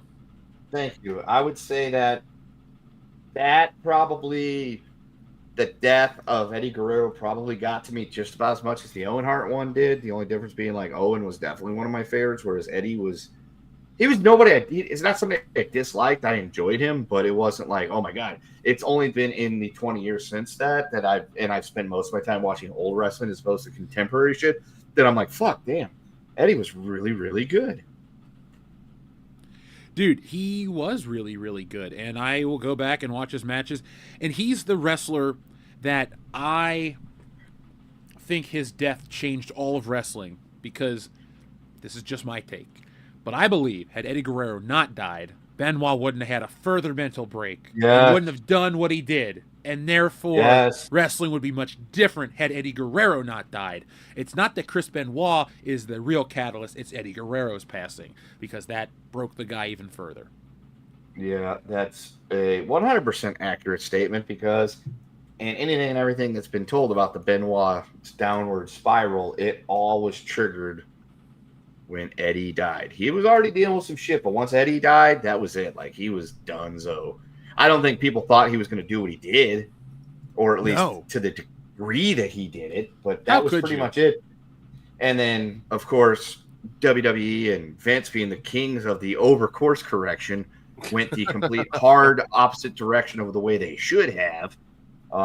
It would have been really easy just to be like, look, we had a tribute show last night to Chris Benoit before we had all the details of what happened, because we're a bunch of fucking carnies and we like to cash in on shit, and we just tried to cash in on that and it didn't work. So mea culpa, I didn't actually die in that limo explosion, and we're going to bring you some good wrestling content in the near future and maybe take a hiatus for a week or two.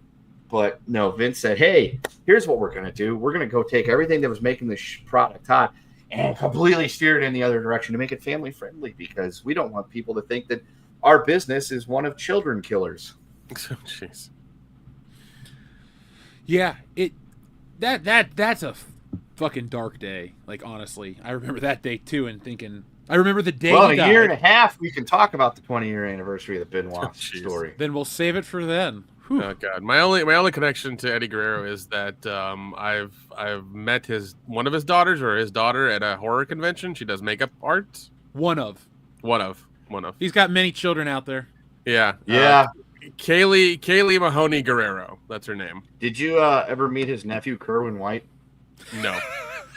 No. That's my favorite. That's the only time I've ever liked Chavo Guerrero. Because I always thought Chavo. No, because I saw this girl at this convention, FrankenCon in Knoxville, a couple times, and she has a picture of Eddie Guerrero on her table, and then I looked at her last name, I was like, oh, this makes sense now. So I didn't put two and two together the first time I saw her. I was like, oh, okay, yeah, now I know who you are. Should have done that. Kenda, that's exactly what they rip off of the LWO theme. It's just that exact part of Eddie Guerrero's theme, and I'm like, oh man, Eddie Guerrero. Wait, he died 20 years ago, so why? Yeah, he's dead.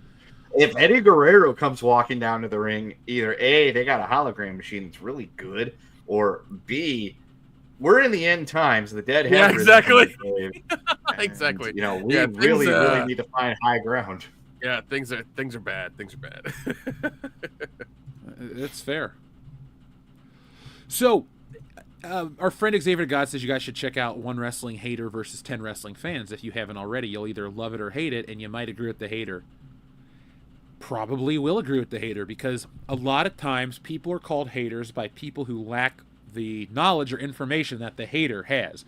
So if I watch Jey Uso and people go, oh man, Jey Uso's so great, he gets the crowd hyped, he is really the best on the mic, and I go, no, Jey Uso's not even good on the mic, and I give you 12 examples of people that are better on the mic that got the crowd just as hot every week, I'm going to be called a hater because I've actually spent more time watching this shit and I know it. So, Xavier to God, I probably would have agreed with the hater every time. Yeah, that shit. You yeet yourself out of existing on the screen because your green screen makes you disappear.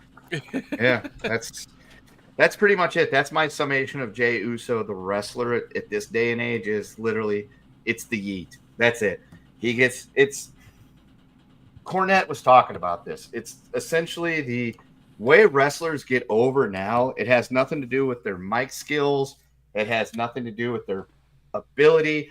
It has to do with their theme songs and how interactive they are with the crowd with it. Like, Seth Rollins is essentially like a Teflon wrestler because of his entrance that people like to sing along to. I hate that entrance so much. Sorry, continue. And Jey Uso is the same way. Jey Uso is a mid-card wrestler that cannot cut a promo, that the crowd loves because of the yeet thing, and he was, hot take, far better as a tag team wrestler with Jimmy. They were far better together than they are apart. Agreed. But on that note, the Usos as a tag team, whether heel or face, were not the best tag team that they had going, nor is it one of the top stratospheric tag teams that the WWE's ever had. I know they've given them the title for the longest run so that they can say they are the longest reigning tag champions of all time. That may very well be, but I think a lot of it had to do with the fact of who their cousin was and who their faux cousin is. I also think it has to do with Rikishi just calling up the office and bitching every week. Probably. Those things, how Rikishi complains, oh, they took the belt off my son. It's like, buddy, I get it, but there is only one wrestler in your family that's truly great and one that can be booked in any way possible. And I hate to say it, it isn't you or your sons. We know who it is. It's Cousin Dwayne and Cousin Roman. Or whatever the hell, Joe Anoa'i. Like, Roman Reigns is legit. I don't like him, but he's kind of reached that point where it's like, yeah, you can't really argue that he can be a main event guy. They only took 10 years to get it right. I just don't understand. Mike in the chat, the Usos are the best tag team related to The Rock in history. Oh God. That's probably true. They've overtaken the Head Shrinkers and the Wild Samoans. I agree 100%. No, I don't think the Usos were as over as like the New Age Outlaws were. Like No. they were a team that was like because wrestling isn't as popular as it used to be. The people on the internet think because they're watching it and they're in this like internet echo chamber that, oh, it's the hottest it's ever been. It's not. Like go back when we were growing up, you walk down the street, you see a wrestling shirt maybe once an hour at the mall. Everybody was rocking Stone Cold or DX. Everybody had those fucking shirts. I don't think they were as over as the New Day were during the same time period that they were both out there as a thing. They weren't as good as the New Day on the mic for sure. They weren't as entertaining as the New and Day as either.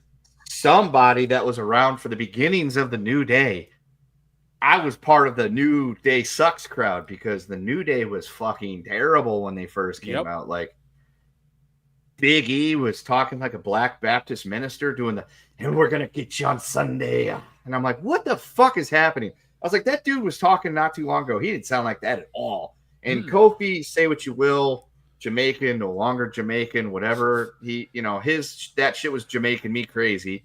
And Xavier Woods, it was like, we didn't know that his biggest hit at that point was the one that he gave with Brad Maddox in that tag team. But at the same time, it's like, these guys are fucking terrible. And then they turned heel. And then they stopped acting like they were like, so happy and everything like that. They were pretty much just saying, we're happy, fuck you. And then it changed. And it's like, dude, this shit works. And they turned back to being good guys. And then New Day sucks became New Day rocks. Like, everybody loved the New Day. And the New Day was far more over with everybody than the Usos ever were as a tag team. And yeah, so I'll give you that. Yeah, Xavier to God, I to reiterate the point, I just think it's because the quote-unquote hater has a better knowledge of wrestling. People might call Jim Cornette a hater. I don't think he's a hater. I think he's entertaining to listen to, and he's got valid points. Not do I agree with everything? Hell no. No, but he also Jim is an expert. Yes, he has forgotten more about wrestling than most of us have ever learned and could hope to remember. And he's been in the business, worked in the business for longer or more than half of us have lived.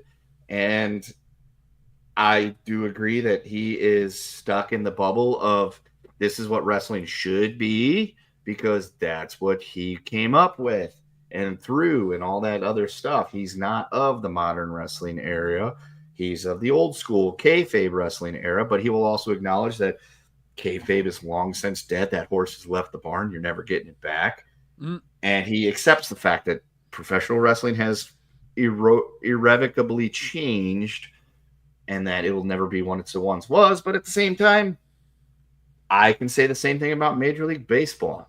And I can say that as soon as they do this proposed realignment to change a lot of the teams that were American and National League teams to the other league, I'm going to hate it and be very, very upset. I'll probably still watch it, but I'm still going to be very unhappy with it, especially since they allowed somebody that was flagrantly gambling on the sport to get away with it and blame his interpreter. But that's neither here nor there at this point.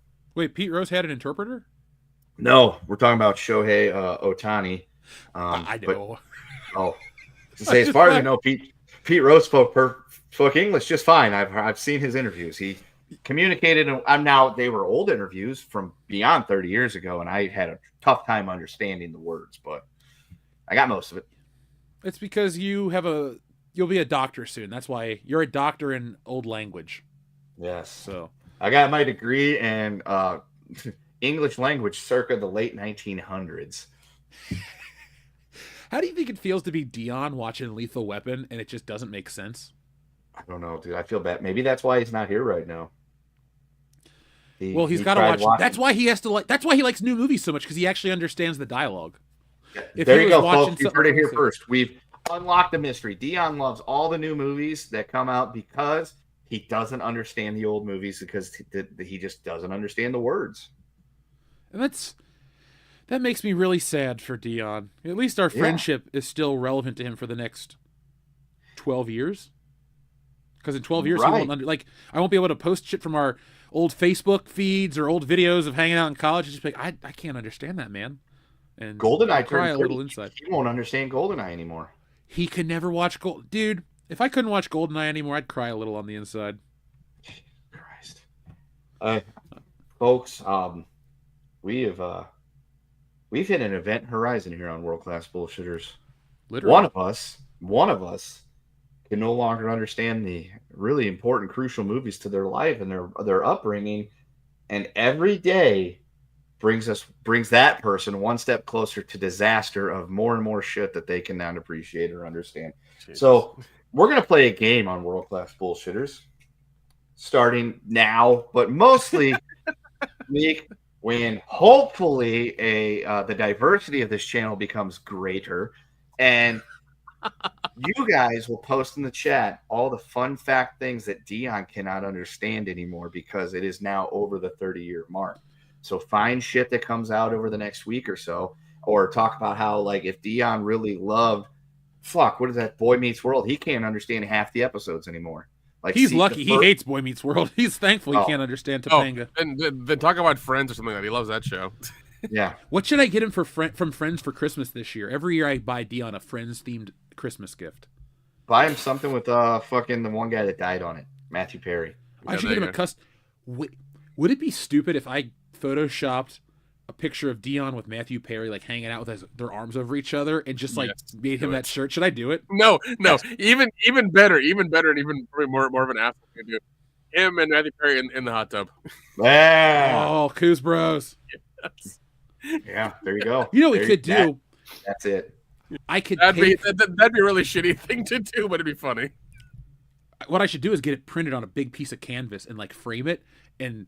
Kendo, I'll pull that old Nation of Domination bit with The Rock and Farouk. Remember how The Rock gave Farouk that painting of himself and he beat him up with it? I'll just get Dion a giant Friends thing. I'm like, now, Dion, I could hit you over the head with it if you'd like. I think he'd take the bump just for fun as long as somebody filmed it. I should have filmed his kip-up attempt. That was still great. He was so drunk. Like, you just can't... You haven't seen Dion at that level, guys. I know you've seen Dion at, like, blackout where it's, like, 2 in the morning and he disappeared, but you haven't egged him on like that. The fact that happened, and like, oh, my God. He didn't even know himself. That's how fucked up he was. Oh, my God. He's my friend. Since we're coming up on the 3-hour mark, do we want to visit the Derriere for just a quick moment? Yeah, let's talk about Welcome to Derriere. We'll figure out a name for Dion's condition next week. Hold on, I got to read this message from our friend Xavier to God, who's been a member for 33 months. Thank you, Xavier to God, for all the support you bring WCBS. We appreciate you, man. Jeff the Hater said that The Rock is only known for being Rocky Johnson's son. Also, some of the fans of this era... some of the fans this era are better than the Attitude Era. And the Attitude Era couldn't hang in the ring today. Well, okay, let's address all those.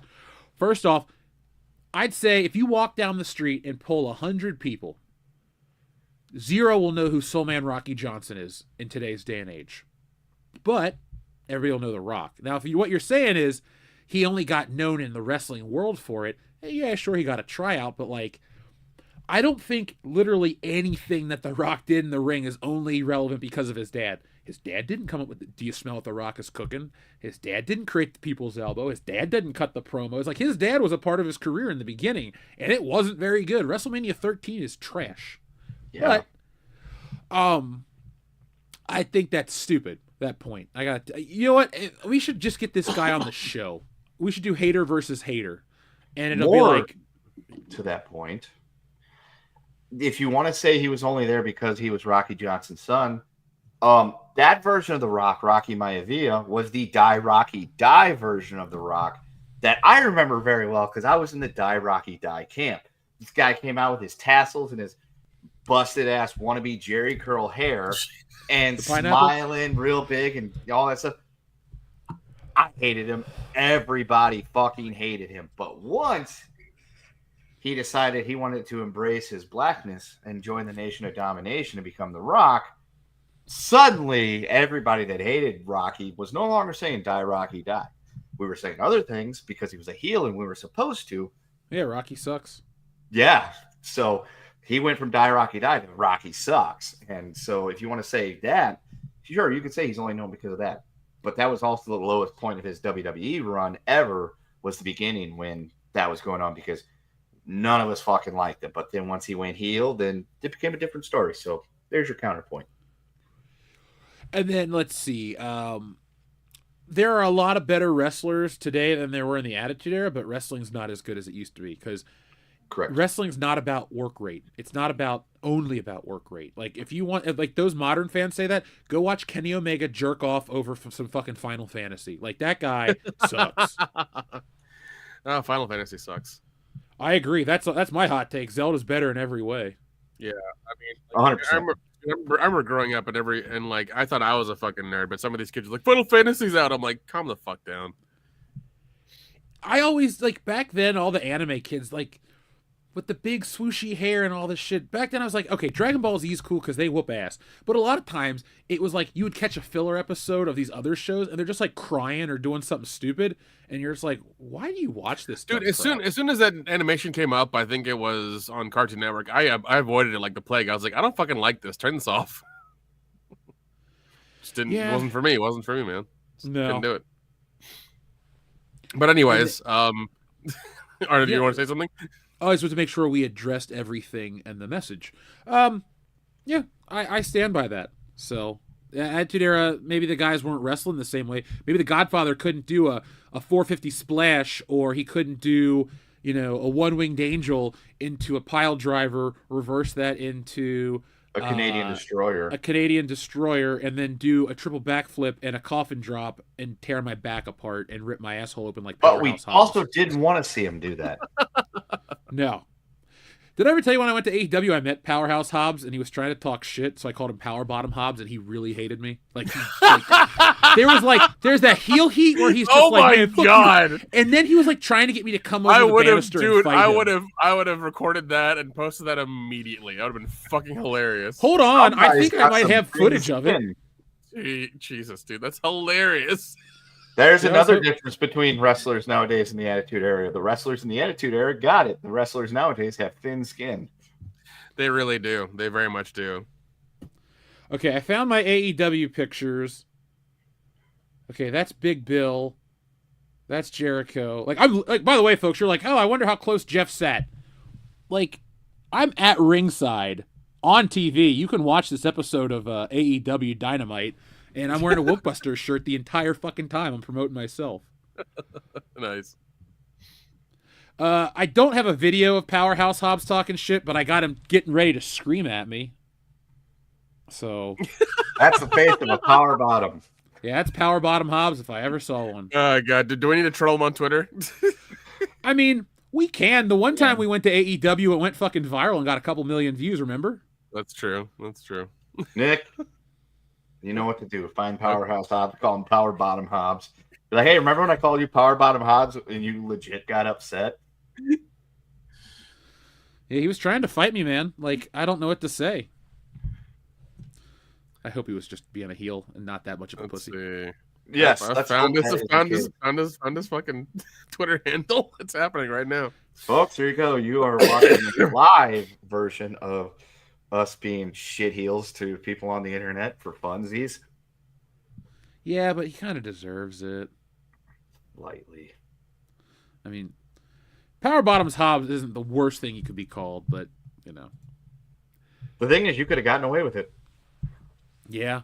If I was a wrestler on TV with some clout, man, I'd get in so much trouble because I'd say this shit like, actually, I don't know. Okay, everybody says it's like, Okay, you gotta worry about apparently he's Powerhouse Hobbs on Wikipedia, but now he's like the Monster Will Hobbs on Twitter or something.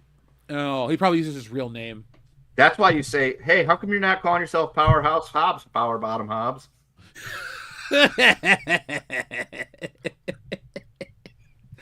That's how you do it, man. Oh god. Oh, well, I guess I'm gonna write this message now. Yeah, we've had some pretty good run-ins with wrestlers. Godfather, China, lots of them over the years. They're always cool with us. All except that candy-ass CM Punk. Nah. Xavier the God sent in a super chat, and then we'll talk about Derriere. WWE is too clean-looking and overproduced now. Yes. Too commercial, sir. Yeah, dude. Yeah. They have 100%. sold their souls. Yeah, they've sold their souls to the Middle East. They have, and you know that it's going to be not AEW, excuse me. You know it's going to be WWE Saudi forever because they keep doing those stupid 2030 commercials like during wrestling. It's just well, and much. it's one of those things. Like, I wonder, will the Saudis make things cheaper? Like, that's the thing. Will they make things more affordable? How is LIV Golf and other shit going? They actually LIV Golf prided themselves on being the 54-hole more entertaining golf because they didn't play 4 days. They played 3 days and, not 72 holes, 54 holes. LIV, ha, ha, ha, Roman numerals. They made an announcement a couple weeks ago. Dion and I were laughing about this. They are expanding to 72 holes of golf to be more traditional. So they're going out of business soon. Yes. So their whole gimmick of we play 54 holes. It's more exciting over here. It's fucking golf. They're going to 72 holes. They're like, now, you know what? We're going to increase it to 72 to be like a real tournament, blah, blah, blah, blah, blah. Something else. I'm like, So are you going to change the LIV? Is it going to be LIIVII or it'd be L. What the fuck? It'd be LXXII. Are you going to be LXXII golf now? Or are you rebranding? It'd be a lot cooler if they did.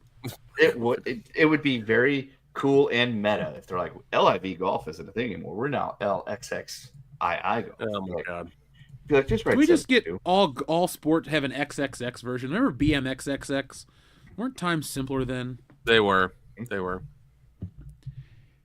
Okay, so let's take it back to a simpler time to close this out. Welcome to Dairy 1962 Maine. Yeah, 1962 Maine. What were you doing in 1962 Maine? I wasn't born yet. Neither was Kendo or Nick. No. Somehow Dion was alive. Yeah. My mother was 1, if that helps. My mom was 3, depending on what time of the year this was. That's true. So, Kendo, you've been wanting to talk about this show all week because you are loving it. The first episode was gnarly. It was bloody. Second one, not bad, not as great. And now you think it's returned to form with the third episode. I need to finish the third one before I can fully comment on it. But how are you guys feeling about this show overall? Kendo, you go ahead, man. Last week, I was on full record, that I was literally... Sexy Kurt was making my ankle hurt in the middle of the ring, and I was ready to tap out. It's WrestleMania 21, and I'm Shawn Michaels. I cannot get the rope break. I cannot get out of this ankle lock. I got to tap. But I somehow got a rope break with episode 3. I didn't like episode 1. I've explained that. I wasn't a fan of episode 2. Episode 3, as I told, it was my Godfather 3 moment. I hate that movie. When I thought I was out, they pulled me back in. It worked. The episode 3 completely worked for me. It was everything I would want it to be because they did a lot of really cool shit and they explained a bunch of things. The opening of the show is got a kid that goes to the sideshow in 1908. And if you do the math, it lines up correctly with the minus 54 years. So good on them for being, self-aware to a degree of their timeline. And he ends up having a run-in with a Native American girl. So I'll be politically correct. I hope she was a Micmac that ruined the fucking Pet Cemetery. That would be extremely meta. That would be fucking crazy if that happens. I kind of hope it does, though. Yeah, are they trying to build a whole universe out of that shit? It would make sense. They are. It would make sense if they were Micmacs.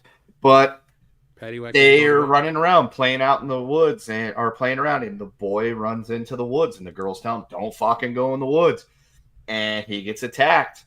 And the best part is, he doesn't get attacked by Pennywise. Pennywise, the clown, does not. It's not a thing yet. But they did something even better. The guy turned into essentially a fucking Wendigo, which explains that whole region's Wendigo shit would be Pennywise. And so that was really smart. The girl saves him. They get away. Fast forwards back to 1962. And the focus is on the group of kids forming their own very, very, very early version of a loser's club. Because Pickle Girl gets out of the loony bin in fucking record time. which is crazy. Like, you think after being committed for the second time in the booby hatch, they'd keep her for a little bit longer, but somehow within a couple days, she's fucking sprung. She's no longer, nuts. And she makes it up with the one girl, Ronnie, about, hey, I didn't really mean to get your dad put in jail, but, whatever. And it's the 60s, and he's not from around here. Yeah, they team up with Mike Hanlon's dad, who has 100% plot armor because he has to live because we have to get Mike Hanlon somehow. And in this movie or in the show, he's only like 12, so I don't think it's happening anytime soon. And then they find their own version of Latino heat with the Cuban kid. And yeah, they do. Yeah, they do. So they got their little hodgepodge group. So then it goes to Will's dad, and Ajax, who is in charge of all this shit, is going to send him on a mission with Dick Halloran, which is Scatman Crothers from The Shining, because he was mentioned in the book of It, so it works. It's in the same universe. And he sends him out with the slingshot that was his toy as a kid that him and the Indian girl ran around with, to go and try to find this thing out there in the wilderness.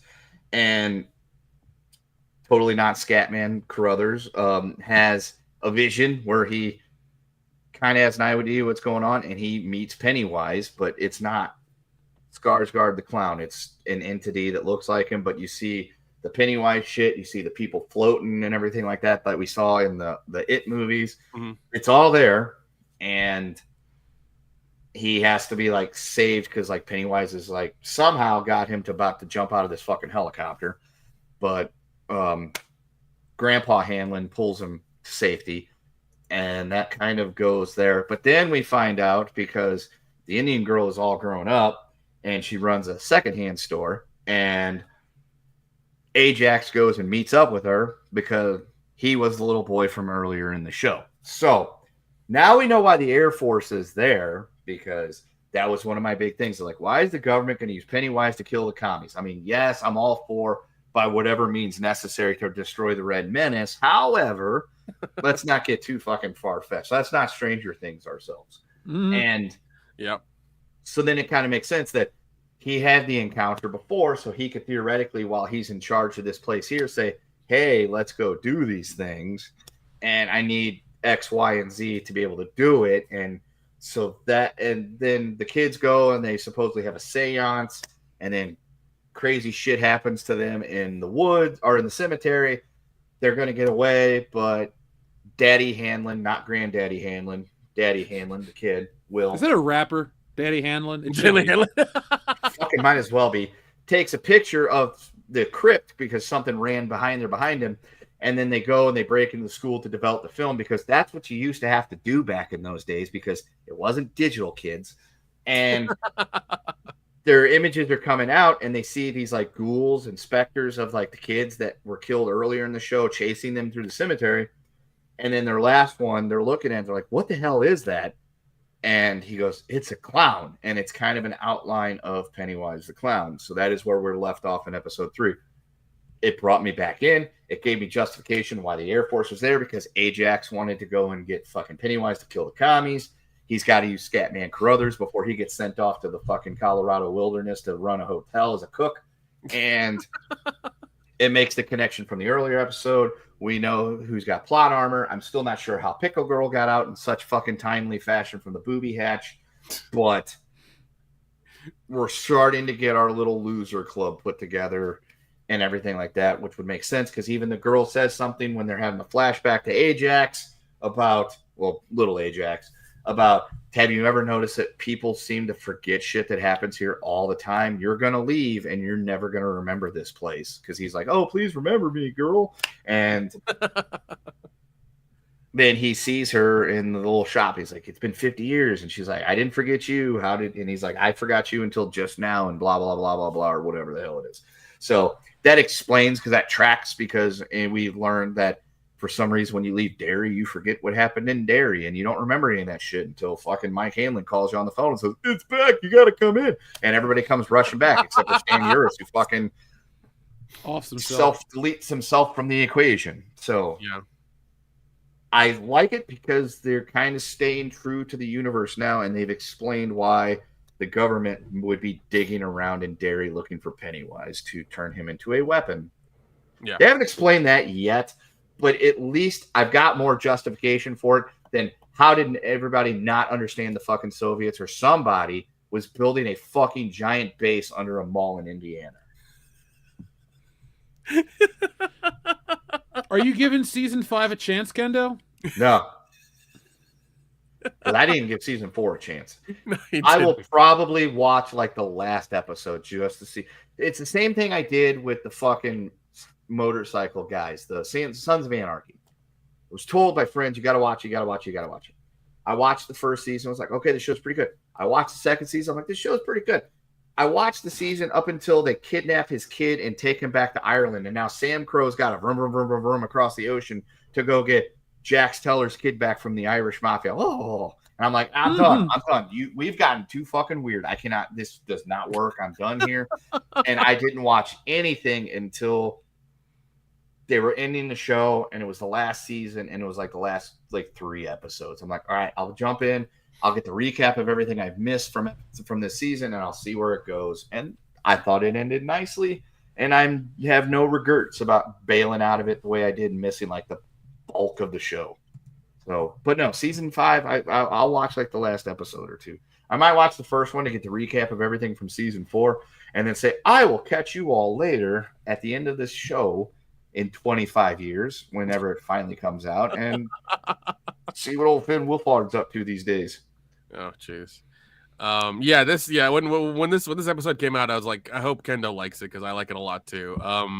When the kids are getting chased through the cemetery, like, I don't know, the effects of the ghosts they had were like really good, and like and the kids are just taking pictures of all these ghosts, trying to figure out, like, trying to get a picture of something so they can figure out what's chasing them.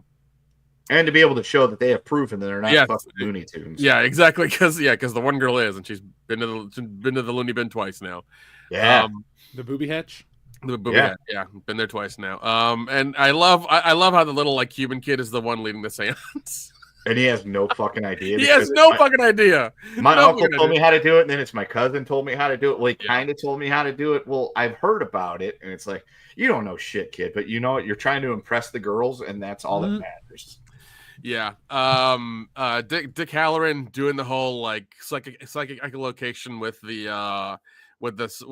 slingshot was really cool because he's trying to like figure out where Pennywise is, and he goes he I guess he goes too deep and like he goes into a vault and almost gets attacked by him and almost self deletes, and it's a whole situation, but he finds him and gets real close and stuff. So really like Sounds that like character. Inception. He goes too deep. Yeah, he really pretty much he shinned his shinning too hard. He shinned his shinning too hard. You never want to shin your shinning too hard. It's so, like too hard, you die. Yeah, so Dick Halloran and Leroy Hanlon, their interaction is interesting. James Remar going back to his Native American love was really interesting as well too, because he's like, he doesn't know what's going on. They had a past and he didn't know what was happening, and then he figures it out and stuff. So it's starting to come together. Like it took them. I'm glad it took them. Like it was like I was with Kendo. I was like, if this third episode blows, I'm out.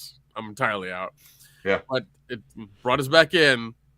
We're getting somewhere. It's getting good. So we'll see how this rolls. See, I'm at a place where I prefer. Okay, not prefer it. I'll probably stick through a show more if it's a slower build to get pretty good. So I really liked the first episode of Alien. I was really on board with it. And then it just dropped off. And then I went, that's disappointing. But like when it starts out okay and keeps getting progressively better, then I usually will stick around. I'm like, well, it just keeps getting better. Let's keep watching it type of thing. So yeah, and like, this one obviously being, like this whole universe building show is what they're trying to do, I guess, is like trying to really put things together. I guess it took 2 episodes of them like really introducing everybody and, having it come through for it to be like, all right, the third one, we'll give you a little something to keep you, to keep you motivated. So they did, and they did a good job with it. Yeah. So we'll see what happens. 3 seasons. I'm not sure how you squeeze 3 seasons out of the story because there can't be a It Welcome to Derry 1976 because the timeline won't add up because It Part 1 takes place in 89. So we're 27 years before that in 1960 Deuce. So I'm not sure what their plan would be for that unless it's supposed to be like we build up to them finding out about Pennywise. But it also, back to the thing about the Wendigo, it makes sense about why he would adopt the clown thing because he's trying to lure the kids in before he scares the shit out because just trying to pull off the Wendigo shit just doesn't seem to work real well because they immediately get freaked out and run away. That's bad. You don't want that. You want to, lure them in. So that would make sense why he becomes that. But then again, when Scatman goes and sees him, he's got the Pennywise shit going on. So clearly he's adopted the clown persona already. So maybe he's just, maybe he's going through his college phase and just experimenting. We don't judge here on the channel. No, not at all. Yeah. So no, I think the first 2 seasons are going to be in this town, and then the third one will be like, I don't know, after the original storyline of the It book. So maybe 27 years after that. Oh, the chat's saying it's gonna keep going back another 27 years. So season 2 will be in 35, and season 3 will be 1908.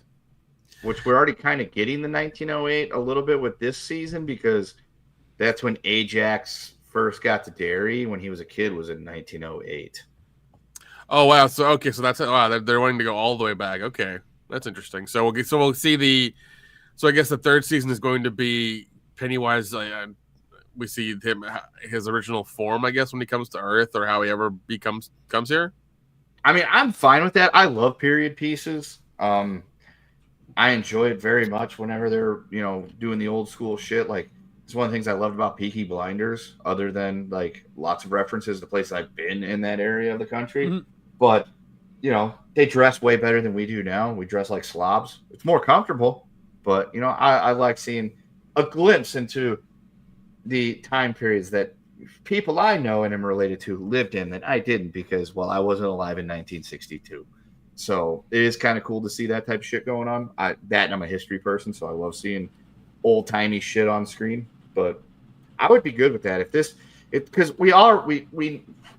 we know where this has to go. So, like, they can't have the end of the season. The kids beat Pennywise. It's like, no, they can't. Because that's a good point. So if that's if that's the route they're going where they keep going back every 27 years, as long as this season the majority of the season's good, I'll be fine. I mean, that's going to be interesting to see that go back that far. So if the overall tone of this season is good, I'm here for it then. Yeah, like technically the story ends in 2016 based on the timeline. Yeah. So we know where it's going to be at and how it's going to go. So if they want to go back, that's fine.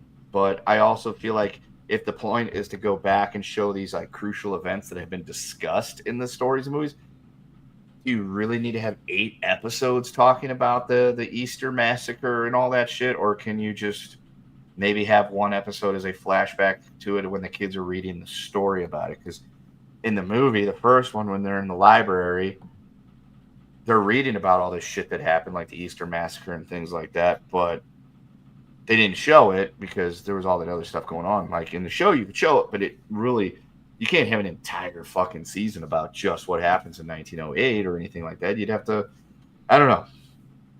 Yeah, see, that's the problem with streaming. We get into this place where they milk every little detail, and then it kind of dilutes the value because it's like, oh yeah, we can explore so much.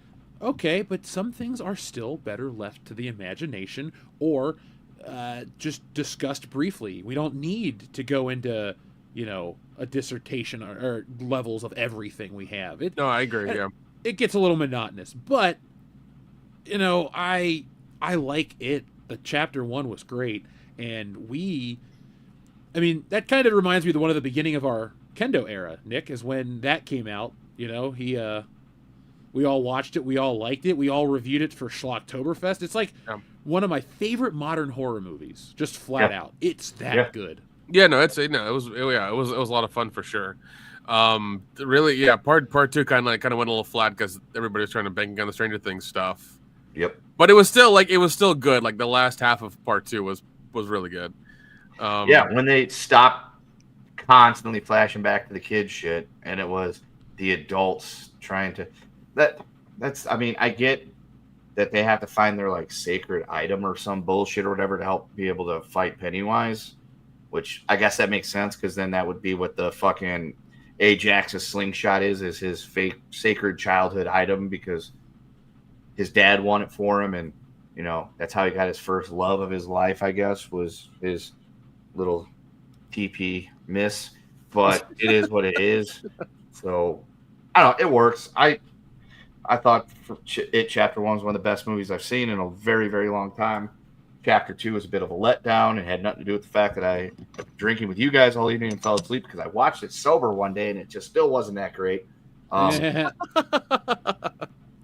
But it made Dion shriek in terror. So and he denies. He's like, "Oh, I didn't make a noise." He's like, "No, we all heard you. We all heard you." We literally heard it go really loud in the theater because people turned and looked. Yeah, and then he starts playing off like he burped or something. It's like, "No, we saw you shriek, buddy. Calm down." We saw you shriek and then like jerk. In horror of just Pennywise, the old lady, fucking dancing around in the background. It was not even scary. Wait, can we rephrase that? Because Dion jerks in horror now? Like, that's a little...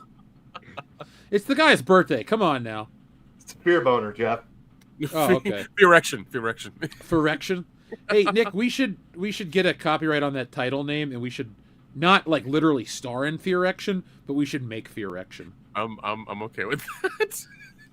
Yeah, it's about a guy that's an interdimensional alien being that is not a clown that thinks you taste better if you have a fear erection going on before he kills you. I just want the tagline to be like a movie so horny you will die. It's like, wait, what? I don't want what? Let's do that and see how long it takes to get a cease and desist letter from Stephen King. He'll be dead by then. Making fear erection? How could Stephen King sue us over fear erection? He probably would. Dude, that motherfucker was on cocaine for a decade solid. He probably has a little bit of residual damage. He probably thinks fear erection is a great idea. He's 78. He's 78 years old, okay? The only thing holding him together is the fucking cocaine and the alcohol.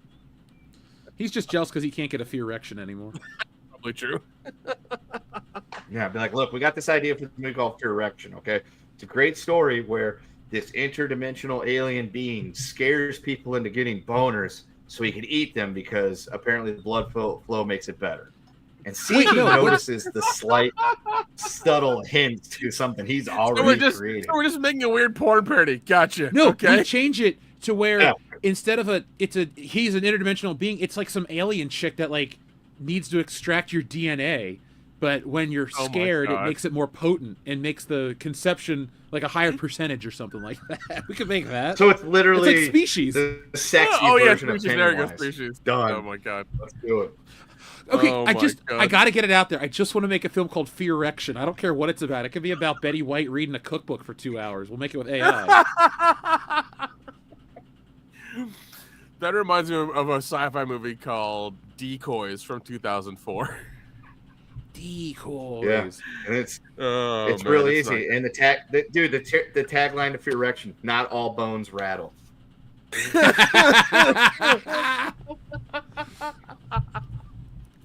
You think a Fear Erection shirt would look good next to a Gooners Never Say Die shirt? Yes, it would. Yeah, along with a balloon as well too with the mug. Or just call it Cape Fear Erection. Cape Fear Erection. It's just Robert De Niro laughing and jerking it for 2 hours in the mirror. Oh my god! It's a sea story. Sure it is. Are there Navy SEALs or just pirates? SEALs. Thank you, Kenda. That was for an audience of one. I literally say that anytime I see that movie. And I've also never actually watched that movie. I just will see it. I've never watched it either, but my entire reference to it is going, oh, Navy SEALs. Navy SEALs. I just remember the cartoon. The guy's like, can you guys vulcanize my tires while I wait? And I know it's meant to be funny, but like I've worked in jobs with customers where they ask you stupid shit like that, and you're just like, oh God, I can relate to this movie. Like I said on the show the other night, Office Space made me cynical, and I saw that movie in like grade school. I don't know how I was so cynical as a worker, but you know, that was me as a child. Okay, so we have talked about Derriere. Let me make sure we're caught up on our messages and everything. And then I think it might be time to put this baby to bed at midnight. So, guys, is there anything else you'd like to say before we put this baby to bed? No, that's it. Well, folks, we keep moving up on Stealing Solo. We're even closer to our first goal. Again, this isn't really like the only goal. We're pushing for more. But head on over. The link is in the description right now. All the shorts that we've been releasing have the link to it right now. And I'm going to go ahead and, if it's available, acquire stealingsolo2.com and then make sure that links you directly to the campaign. But this is a 30-day campaign. It ends on December 11th at 8 p.m. Eastern Standard Time. So if you guys are interested in getting this book like the thousands of other people that did Stealing Solo 1, well, then make sure you guys grab it now, because once it's gone, and these are limited things. You're not going to go to your local Walmart and be like, oh man, Stealing Solo's out, I got to pick up a copy. You can only get it directly from me. So I already told you the pitch. I already told you the story. I'm really not showing a ton of the art because I, don't want to give away everything. But like we said, in the perks and challenges, the risks and challenges, it's done. It's ready to go. And this book, once I'm finished with the campaign, I'll order the books and we'll be shipping it out. Should be to you by late February. So it's mid-November now. So you're not going to have to wait very long on this title. And like I keep telling you on other shows, I want to turn this into a more of a business, and I want to do a lot more of these things. So, well, now is the time. But folks, thank you for all your time this evening. We appreciate all the support, all the love, and all the fun. Michael Shanks, thank you very much. But until next time, folks, be smart, be safe, be cool, but always be excellent to each other. .com. Now, let's pick a number between 1 and 69 and close out this wonderful show. Ah, this is perfect. You're never gonna regret this, Ray. My parents left me that house. I was born there. You're not gonna